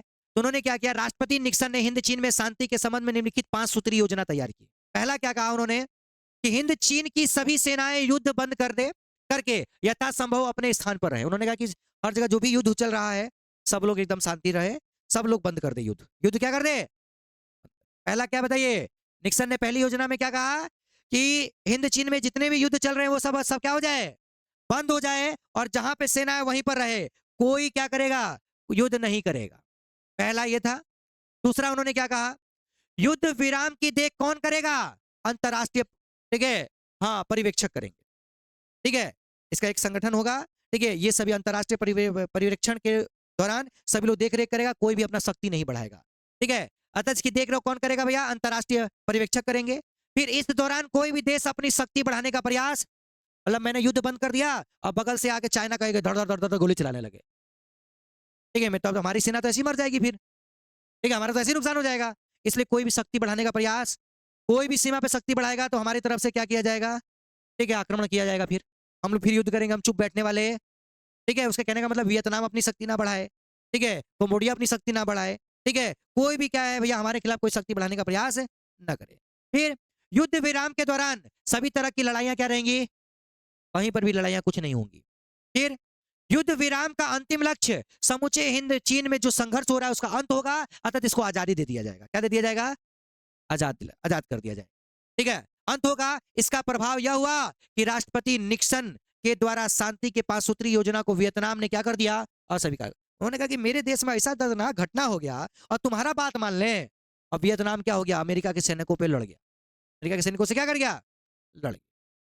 और ये फिर क्या है, इनकी 5 सूत्री योजना क्या हो गई, असफल हो गई। क्या हो गई, क्योंकि वियतनाम ने क्या कर दिया, हाँ हाँ, इनकार कर दिया, ठीक है। साथ ही माइली गांव में अमेरिकी सेनाओं की क्रूरता का उजागर होने के कारण अंतरराष्ट्रीय स्तर पर भी बदनामी होने लगा, जिसके कारण, ठीक है, अमेरिका के समक्ष आर्थिक संकट एवं सैनिक मनोबल के ह्रास की स्थिति क्या हो गई, उत्पन्न हो, ठीक है। ये था आपके पास कौन सा आर्थिक संकट, आ जाएगा तो लिख लोगे कि भैया उन्होंने क्या क्या बोला, युद्ध बंद रहेगा, कोई अपनी शक्ति नहीं बढ़ाएगा, इसका देख रेख कौन करेगा, अंतरराष्ट्रीय पर्यवेक्षण करेंगे, सभी तरह की लड़ाइयां क्या रहेंगी, बंद रहेंगी, और इसका अंतिम लक्ष्य रहेगा कि पूरी तरह से क्या किया जाए, हिंद चीन का संघर्ष क्या कर दिया जाए, अंत कर दिया जाए।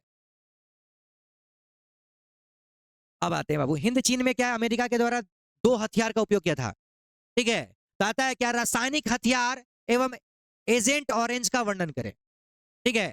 तो पहला रासायनिक हथियार क्या था, एक रासायनिक हथियार था, इसका नाम था बाबू क्या, देखिए, नापाम एक तरह का रासायनिक हथियार है। अमेरिका ने इसका उपयोग वियतनाम युद्ध में किया था, ये याद रखिएगा।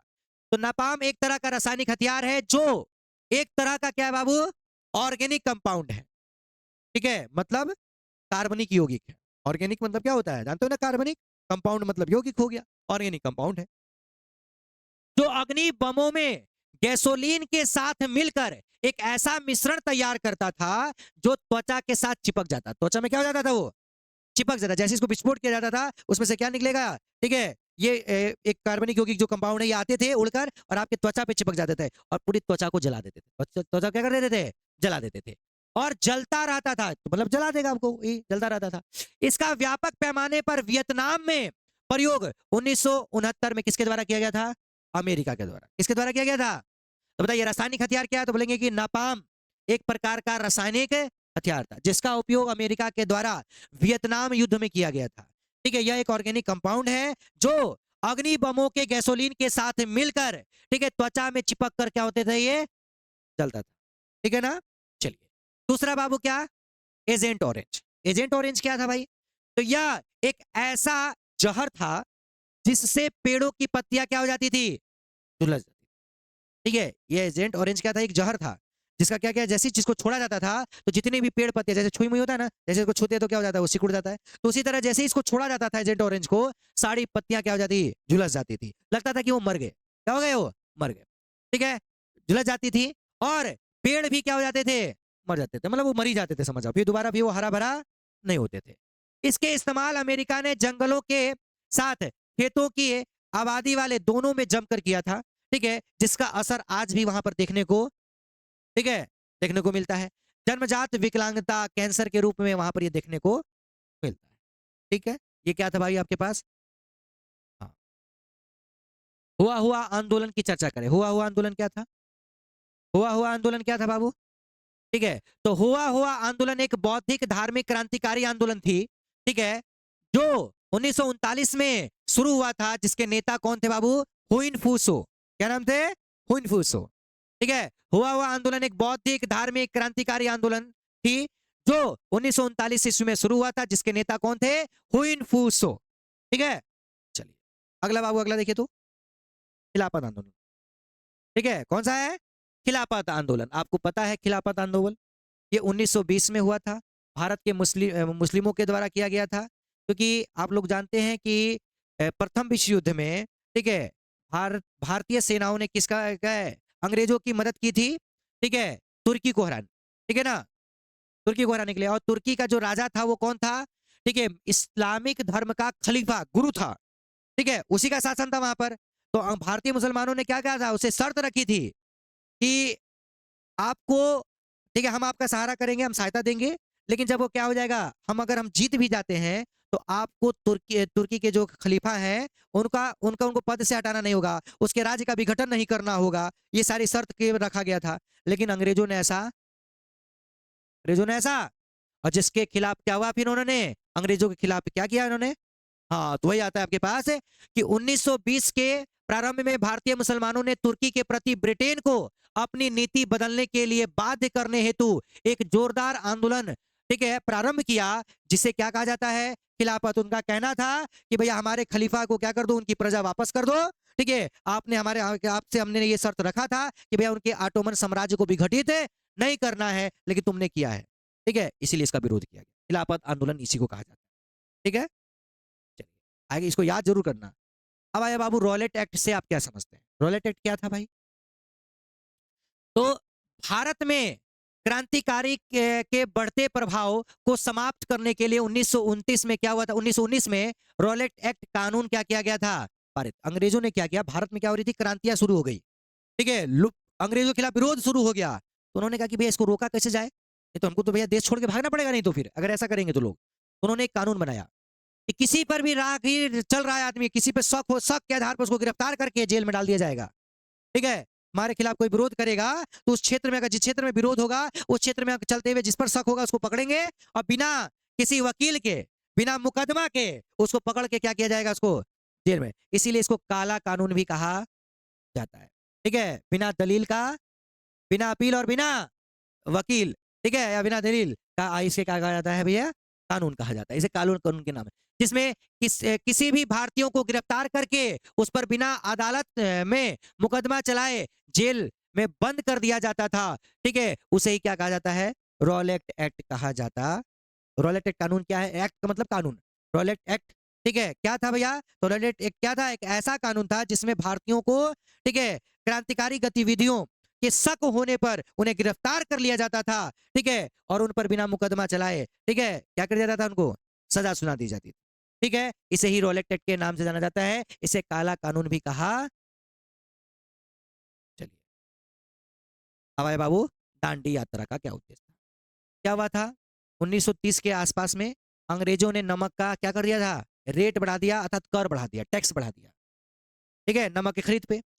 गांधी जी इससे नाखुश हुए, भारतीय जनता लोग ख्याल नाखुश थी, उन्होंने इसके लिए एक आंदोलन किया।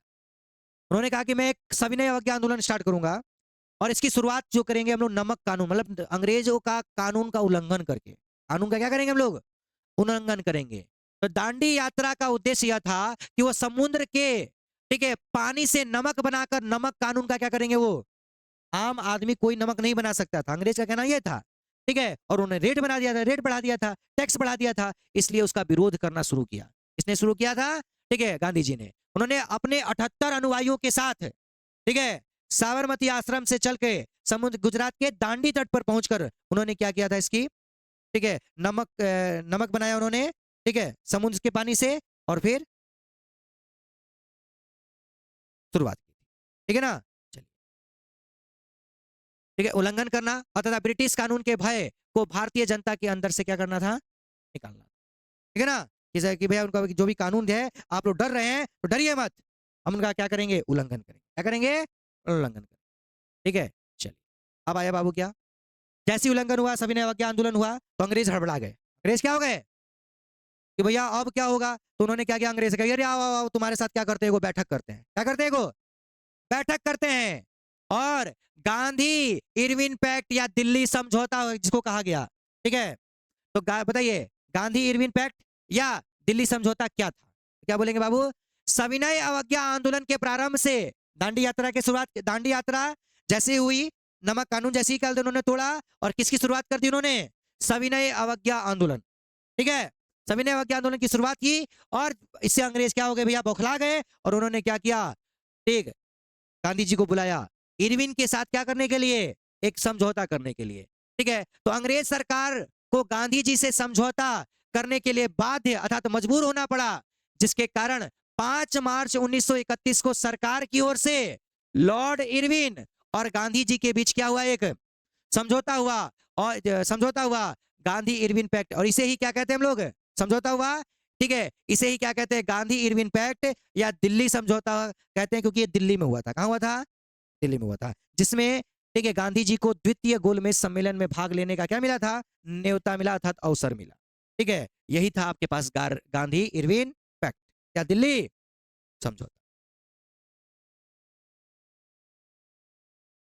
अब आए बाबू क्या, मेरठ षड्यंत्र से आप क्या समझते हैं, मेरठ षड्यंत्र से आप क्या समझते हैं। तो मेरठ षड्यंत्र क्या था भैया, 1929 से 33 के तहत, ठीक है, तहत 8 साम्यवादी लोगों को क्या किया गया था भैया, अंग्रेज सरकार द्वारा बंदी बनाकर मेरठ लाया गया। कहां लाया गया, मेरठ। वही मेरठ षड्यंत्र क्या है, तो समझो 1929 से 33 के तहत 8 साम्यवादी लोगों को उन्होंने क्या किया भैया, गिरफ्तार किया, गिरफ्तार करके कहां लाया गया, उनको मेरठ लाया गया, और उन पर मुकदमा चलाया गया, ठीक है, जिसे मेरठ षड्यंत्र कहा जाता है, ठीक है।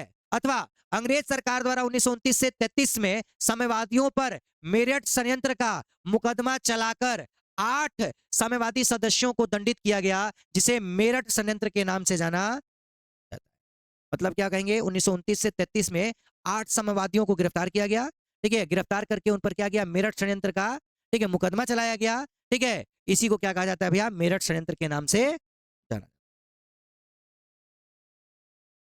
चतरा भगत के बारे में आप क्या जानते हैं, ठीक है, संक्षेप में लिखें। तो छोटा नागपुर के क्षेत्र में उरांव, अब जानते हो उरांव क्या है भैया, एक जनजाति है, आदिवासियों की जनजाति है, और आप लोग जानते हो सबसे पहले आग का आविष्कार किसने किया था, उरांव जनजातियों ने ही किया था। उरांव जो जनजाति थे, इन्होंने ही बनाया था। तो छोटा नागपुर क्षेत्र के उरांव के आदिवासियों ने 1914 से लेके 1920 ईस्वी तक क्या किया था, एक अहिंसक आंदोलन चलाया, कोई खून खराबा नहीं, ठीक है, जिसके नेता कौन थे, जतरा भगत थे, ठीक है। इस आंदोलन में सामाजिक और शैक्षणिक सुधार का विशेष रूप से बल दिया गया कि भैया, मतलब जो भी आदिवासी थे उनपे, कि भैया लोगों के जितने भी यहाँ पे हमारे बच्चे बच्चियां हैं उनकी शिक्षा में सुधार आए, ठीक है, सामाजिक सुधार आए, फिर जो जो आपके पास जो लोग दारू पीते थे वहां पर आदिवासियों में, उसका क्या किया गया था? ठीक है, उसका विरोध किया गया इसमें, लेकिन अहिंसक था, कोई हिंसा इसमें नहीं हुई थी। ठीक है, बल दिया गया। और मांस मदिरा के साथ नृत्यों से दूर रहने की बात क्या की गई थी इस, ठीक है, आदिवासियों से कहा गया था कि आप नृत्य से दूर रहिए, आप मांस मदिरा मत खाइए, ठीक है, आप बच्चों को पढ़ाइए लिखाइए, मतलब समाज को सुधारने के लिए इस आंदोलन में क्या किया गया था, ठीक है, कदम उठाए गए थे। इसी को इसी यही थे जतरा भगत। जो ये आंदोलन जो चल रहा था, इस आंदोलन का नेतृत्व किसने किया था? जतरा भगत। जतरा भगत यही थे। ठीक है, तो क्या बोलेंगे कि छोटा नागपुर क्षेत्र में उरांव आदिवासियों ने 1914 से 1920 तक एक अहिंसक आंदोलन चलाया था, जिसे जिसके नेता कौन थे? जतरा भगत। जतरा भगत एक क्रांतिकारी, मतलब एक क्या कर सकते हैं कि आदिवासियों का नेता था। आदिवासियों का क्या था? ये नेता। असहयोग आंदोलन प्रथम जन आंदोलन था कैसे? ठीक है, तो गांधी जी के द्वारा सबसे पहले, ठीक है, यही आंदोलन शुरू की गई थी चंपारण आंदोलन के बाद। चंपारण सत्याग्रह था, लेकिन चंपारण सत्याग्रह केवल किसानों के लिए था। किसानों को क्या है, देश को आजाद कराने के लिए थोड़ी किया गया था पर, नहीं, खाली एक विशेष क्या बोलते वर्ग के लिए था, उसके लिए, देश को आजाद कराने के लिए नहीं। अब देश को आजाद कराने के लिए उन्होंने क्या किया? असहयोग नाम है मतलब होता है नहीं, सहयोग मतलब होता है मदद करना। मतलब इन्होंने एक ऐसा आंदोलन शुरुआत किया कि उन्होंने कहा क्या भारतीयों से कि तुम लोग क्या करो, ठीक है, कि जहां जहां आप लोग सरकार भैया अंग्रेजों की मदद कर रहे हो, वो मदद मत करो। ठीक है, स्कूल में जा रहे हो, ठीक है, मत जाओ। ठीक है, पढ़ाने जा रहे हो, मत पढ़ाने जाओ। ठीक है, उनके हॉस्पिटल में मत जाओ। ठीक है, उनके सरकारी जो कार्यालय है उनमें मत जाओ। मतलब उनका असहयोग करिए, उनके द्वारा बनाए गए जो कपड़े आ रहे हैं मत मत खरीदो, मत पहनो, बहिष्कार करो। ये सारा चीज उन्होंने कहा, मतलब असहयोग करो, क्योंकि हम उसकी मदद कर रहे हैं तो ही वो हमारे देश में क्या कर रहे हैं, शासन कर रहे हैं। और जिस दिन हम लोग उनका मदद नहीं करेंगे, अंग्रेज देश कर क्या हो जाएंगे, छोड़ के चले जाएंगे, कोई उनका खरीदेगा नहीं। मान लीजिए कहीं दुकान आपने खोला और कोई खरीदने वाला आपके पास कस्टमर नहीं आएगा, तो क्या करोगे आप? बंद करके जाइएगा ना जी। तो वही अब भैया वो दुकान कब चलेगा, जब आप जाइएगा तब, जब आप खरीद में नहीं कीजिएगा तो कहां से? तो वही काम क्या किया था उन्होंने अंग्रेजों के खिलाफ, ठीक है, गांधी जी ने किया कि भैया हम लोग कोई हिंसा नहीं करेंगे, अहिंसा करेंगे। ठीक है, अहिंसा, हिंसा नहीं, हिंसा मतलब मारकाट होता है, और अहिंसा का मतलब शांति, अपने बोली के द्वारा, विरोध के द्वारा, ठीक है, इसके द्वारा हम लोग काम करेंगे। ठीक है, तो दिसंबर 1920 ईस्वी में कांग्रेस के नागपुर अधिवेशन में असहयोग आंदोलन की चलाने का निर्णय लिया गया था। आता भी है कि असहयोग आंदोलन किस अधिवेशन में? नागपुर अधिवेशन। ठीक है, नहीं, नागपुर अधिवेशन में किया गया था, जिस आंदोलन को महात्मा गांधी के नेतृत्व में प्रारंभ किया गया, जो प्रथम जन आंदोलन था। और इस आंदोलन में क्या हुआ कि सभी वर्ग इसमें, मतलब ये महिला, मजदूर वर्ग, किसान वर्ग, महिला वर्ग, सब लोगों ने बढ़ चढ़ कर हिस्सा लिया, और सब लोगों ने गांधी जी का क्या किया, समर्थन किया कि ठीक है, हम अंग्रेजों के द्वारा क्या है बनाए गए, क्या है भैया, कपड़े नहीं पहनेंगे। अपने बच्चों को उनके स्कूलों में, ठीक है, अपने बच्चों को वैद्य जी के पास लेके जाएंगे, लेकिन उनके हॉस्पिटलों में नहीं लेके जाएंगे। ठीक है, उनके अखबार नहीं पढ़ेंगे। ठीक है, हम अपना कल स्वदेशी अखबार पढ़ेंगे। अपने घर में ही हम लोग सूत काटेंगे और कपड़ा बनाएंगे और वही पहनेंगे। उन ठीक है, उनका उसी समय चरखा बनाया गया। ठीक है, और घर घर सूत काटे जाने लगा, गांधी जी का बात मानने लगा, और उससे अंग्रेज क्या हो गए? लेकिन 1922 में क्या हुआ कि कुछ भारतीय क्रांतिकारियों ने, ठीक है, चौरा चौरी कांड कर दिया। कहां? गुजरात में, गुजरात में, सॉरी, उत्तर प्रदेश में, उत्तर प्रदेश में, ठीक है, गोरखपुर डिस्ट्रिक्ट में ना, चौरा चौरी जगह एक है, वहां पे क्या किया, क्रांतिकारी एक पुलिस थाने के पास आए और पूरे पुलिस थाने को घेर कर उन्होंने क्या कर दिया, आग लगा दिया। और उन्होंने कहा, गांधी जी ने कहा था कि भैया कोई इसमें हिंसा नहीं होना चाहिए, और पहली बार हिंसा हुई। और जब गांधी जी इससे क्या हो गए, नाखुश होकर इन्होंने इस आंदोलन को क्या कर दिया कि जाओ तुमको जैसे करना है कैसे करो। अब इस आंदोलन को क्या कर देते हैं, समाप्त, और उनको यहां से गिरफ्तार कर लिया गया। क्या कर लिया गया था? गिरफ्तार कर लिया। ठीक है, इस वजह से प्रथम जन आंदोलन के मुख्य 3 कारण थे भैया। इसमें लोग बताइए क्यों भैया? एक, दो, खिलाफत आंदोलन का मुद्दा, जो खिलाफत आंदोलन चल रहा था, गांधी जी ने कहा कि सारे मुस्लिमों को इसमें जोड़ लिया उन्होंने। दूसरा, पंजाब में सरकार की बर्बर कार्रवाई के विरुद्ध, जो क्या हुआ था, जलियांवाला बाग हत्याकांड हुआ था, ठीक है, रॉलेट एक्ट के विरोध में उसको, और स्वराज की प्राप्ति के लिए, मतलब देश को आजाद कराने के लिए लोगों को क्या किया, उन्होंने एकत्रित किया और इसका विरोध किया। ठीक है, अंग्रेजों का विरोध किया था। इसी को क्या कहा जाता है? असहयोग आंदोलन कहा जाता है। आराम से बड़ा बना चला के लिख सकते हो, इसमें कोई दिक्कत? 5 नंबर में आता है ये सब।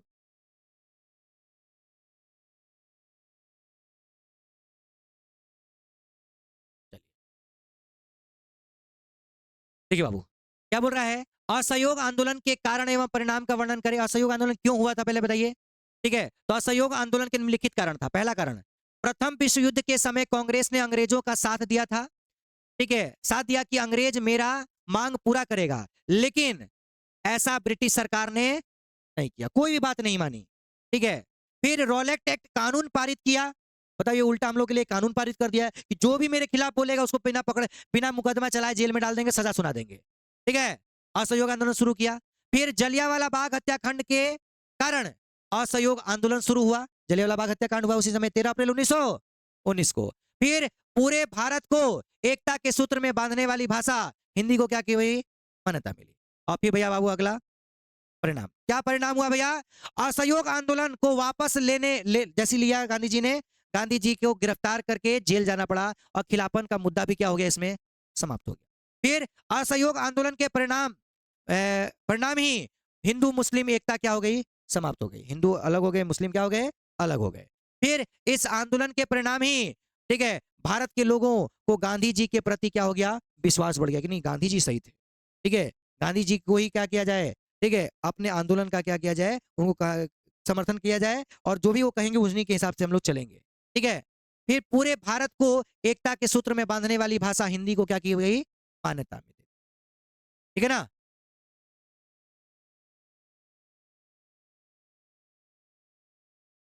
चलिए अगला बाबू देखिए, अगला, ठीक है, सविनय अवज्ञा आंदोलन के कारणों की विवेचना करें। ठीक है, सविनय अवज्ञा आंदोलन क्या हुआ था, इसके बाद जब असहयोग आंदोलन समाप्त हो गया तो वही सविनय अवज्ञा आंदोलन की शुरुआत हुई। ठीक है, 40 तक कर देते हैं, 40 को कल करते हैं अगली बार वाले में। हाँ, हो जाएगा। चलिए, तो क्या होगा बाबू देखिए, तो सविनय अवज्ञा आंदोलन के कारणों की विवेचना करें। क्या क्या कारण था भैया, एक था नेहरू रिपोर्ट। क्या था, साइमन कमीशन के बहिष्कार के समय अंग्रेज ने फरवरी 1928 में दिल्ली में क्या की थी, सर्वदलीय बैठक की आयोजन किया, जिसका अध्यक्ष मोतीलाल मोतीलाल नेहरू कौन थे, ठीक है, पंडित जवाहरलाल नेहरू के पिताजी थे। ठीक है, बनाया, जो समिति ब्रिटिश सरकार से क्या है, डोमिनियम स्टेट की दर्जा देने की मांग की गई, लेकिन इसके कारण नेहरू रिपोर्ट को क्या कर दिया गया, अस्वीकृति नहीं हो सका। मतलब इन्होंने जो रिपोर्ट जारी किया, ठीक है, कि भैया हमारा संविधान बनना चाहिए, हमको संविधान में हक दीजिए, अंग्रेजों ने इनकी बातों को नहीं सुना और यही जो रिपोर्ट लेकर गए थे वो, ठीक है, इस रिपोर्ट को क्या कर दिया, अस्वीकार कर दिया। इसके चलते हुआ दूसरा, साइमन कमीशन भारत के लिए, कि भारत में क्या हुआ था, अंग्रेजों के द्वारा क्या कहते हैं, भारत की कानूनी व्यवस्था सुधारने के लिए, ठीक है, एक क्या बनाया गया, ठीक है, एक संगठन बनाया गया। ठीक है, और जो जिसमें जितने लोग थे वो सब के सब क्या थे, अंग्रेज थे। बताइए, हमारे देश का कानून बन रहा है और हमारे देश का उसमें लोग शामिल नहीं रहेगा। बताइए, आपके घर में कल थे आपके पिताजी, आपके लिए कानून है, बेटा तुम्हें इतने बजे जगना है, इतने बजे पढ़ना है, इतने बजे स्कूल जाना है, ये सारे कानून। आपका पड़ोसी आपके कहे है कि तुमको कल से इतने बजे पढ़ना है, तुमको कितना बुरा लगेगा। यार हमारे घर के मेरे बाबू बोलिए नहीं रहे, तुम हमको बोलोगे, लड़ जाओगे कि नहीं लड़ जाओगे, है कि नहीं। तो वही काम ये हुआ कि भैया मेरा देश और मेरे देश का कानून, ठीक है, और दूसरा कोई बनाए, भारतीय जनता इसका क्या कहोगी भैया, बहुत ज्यादा विरोध करने लगी। और जहां जहां साइमन कमीशन जाता था, ठीक है, वहां वहां काले झंडे दिखाए जाते थे और ठीक है, विरोध किया जाता था। ठीक है, तो वही बोल रहा है, नवंबर 1927 में ब्रिटिश सरकार ने इंडियन स्टैट्यूटरी कमीशन का गठन किया था। ठीक है, जिसका अध्यक्ष सर जॉन साइमन था। ठीक है, जिस संगठन का आमतौर पर साइमन कमीशन कहा गया, जिसके 7 सदस्य थे और सभी के सभी क्या थे, ठीक है, इसलिए भारतीय लोगों ने इसका जमकर विरोध किया। ठीक है, और जहां जहां ये जाता था तो वहां वहां क्या किया जाता है, काले झंडे दिखाए जाते और नारा दिया जाता, साइमन कमीशन वापस जाओ, वापस जाओ। और इसी आंदोलन के दौरान, ठीक है, लाला लाजपत राय को क्या कर दिया गया, लाठीचार्ज कर दिया गया, जिसके चलते उनकी मृत्यु हो गई थी। दिक्कत, चलिए, फिर विश्वव्यापी आर्थिक मंदी आ गई थी 1929 में, आप लोग जानते हो 1929-30 में आर्थिक मंदी जानते हो ना, जिसमें क्या होता है, पैसा का कोई मूल्य नहीं रहता है। ठीक है, सारा चीज क्या है, दिवालिया, बैंक बंद हो जाते हैं। ठीक है, लोग बेरोजगार हो जाते हैं, लोगों के पास पैसा नहीं रहेगा, पैसा रहेगा तो सामान नहीं रहेगा, सामान रहेगा तो पैसा नहीं रहेगा। ठीक है, ऐसी स्थिति आ जाती है। तो 1929 से 30 के आर्थिक मंदी का प्रभाव भारत पर भी पड़ा, जिसके कारण पूंजीपतियों का क्या हो गया, हालत खराब हो गया। ठीक है, इसलिए सविनय अवज्ञा आंदोलन की क्या हुई थी, शुरुआत हुई। ठीक है, फिर पूर्ण स्वराज की मांग की गई। पूर्ण स्वराज की मतलब देश को आजाद कराने के लिए।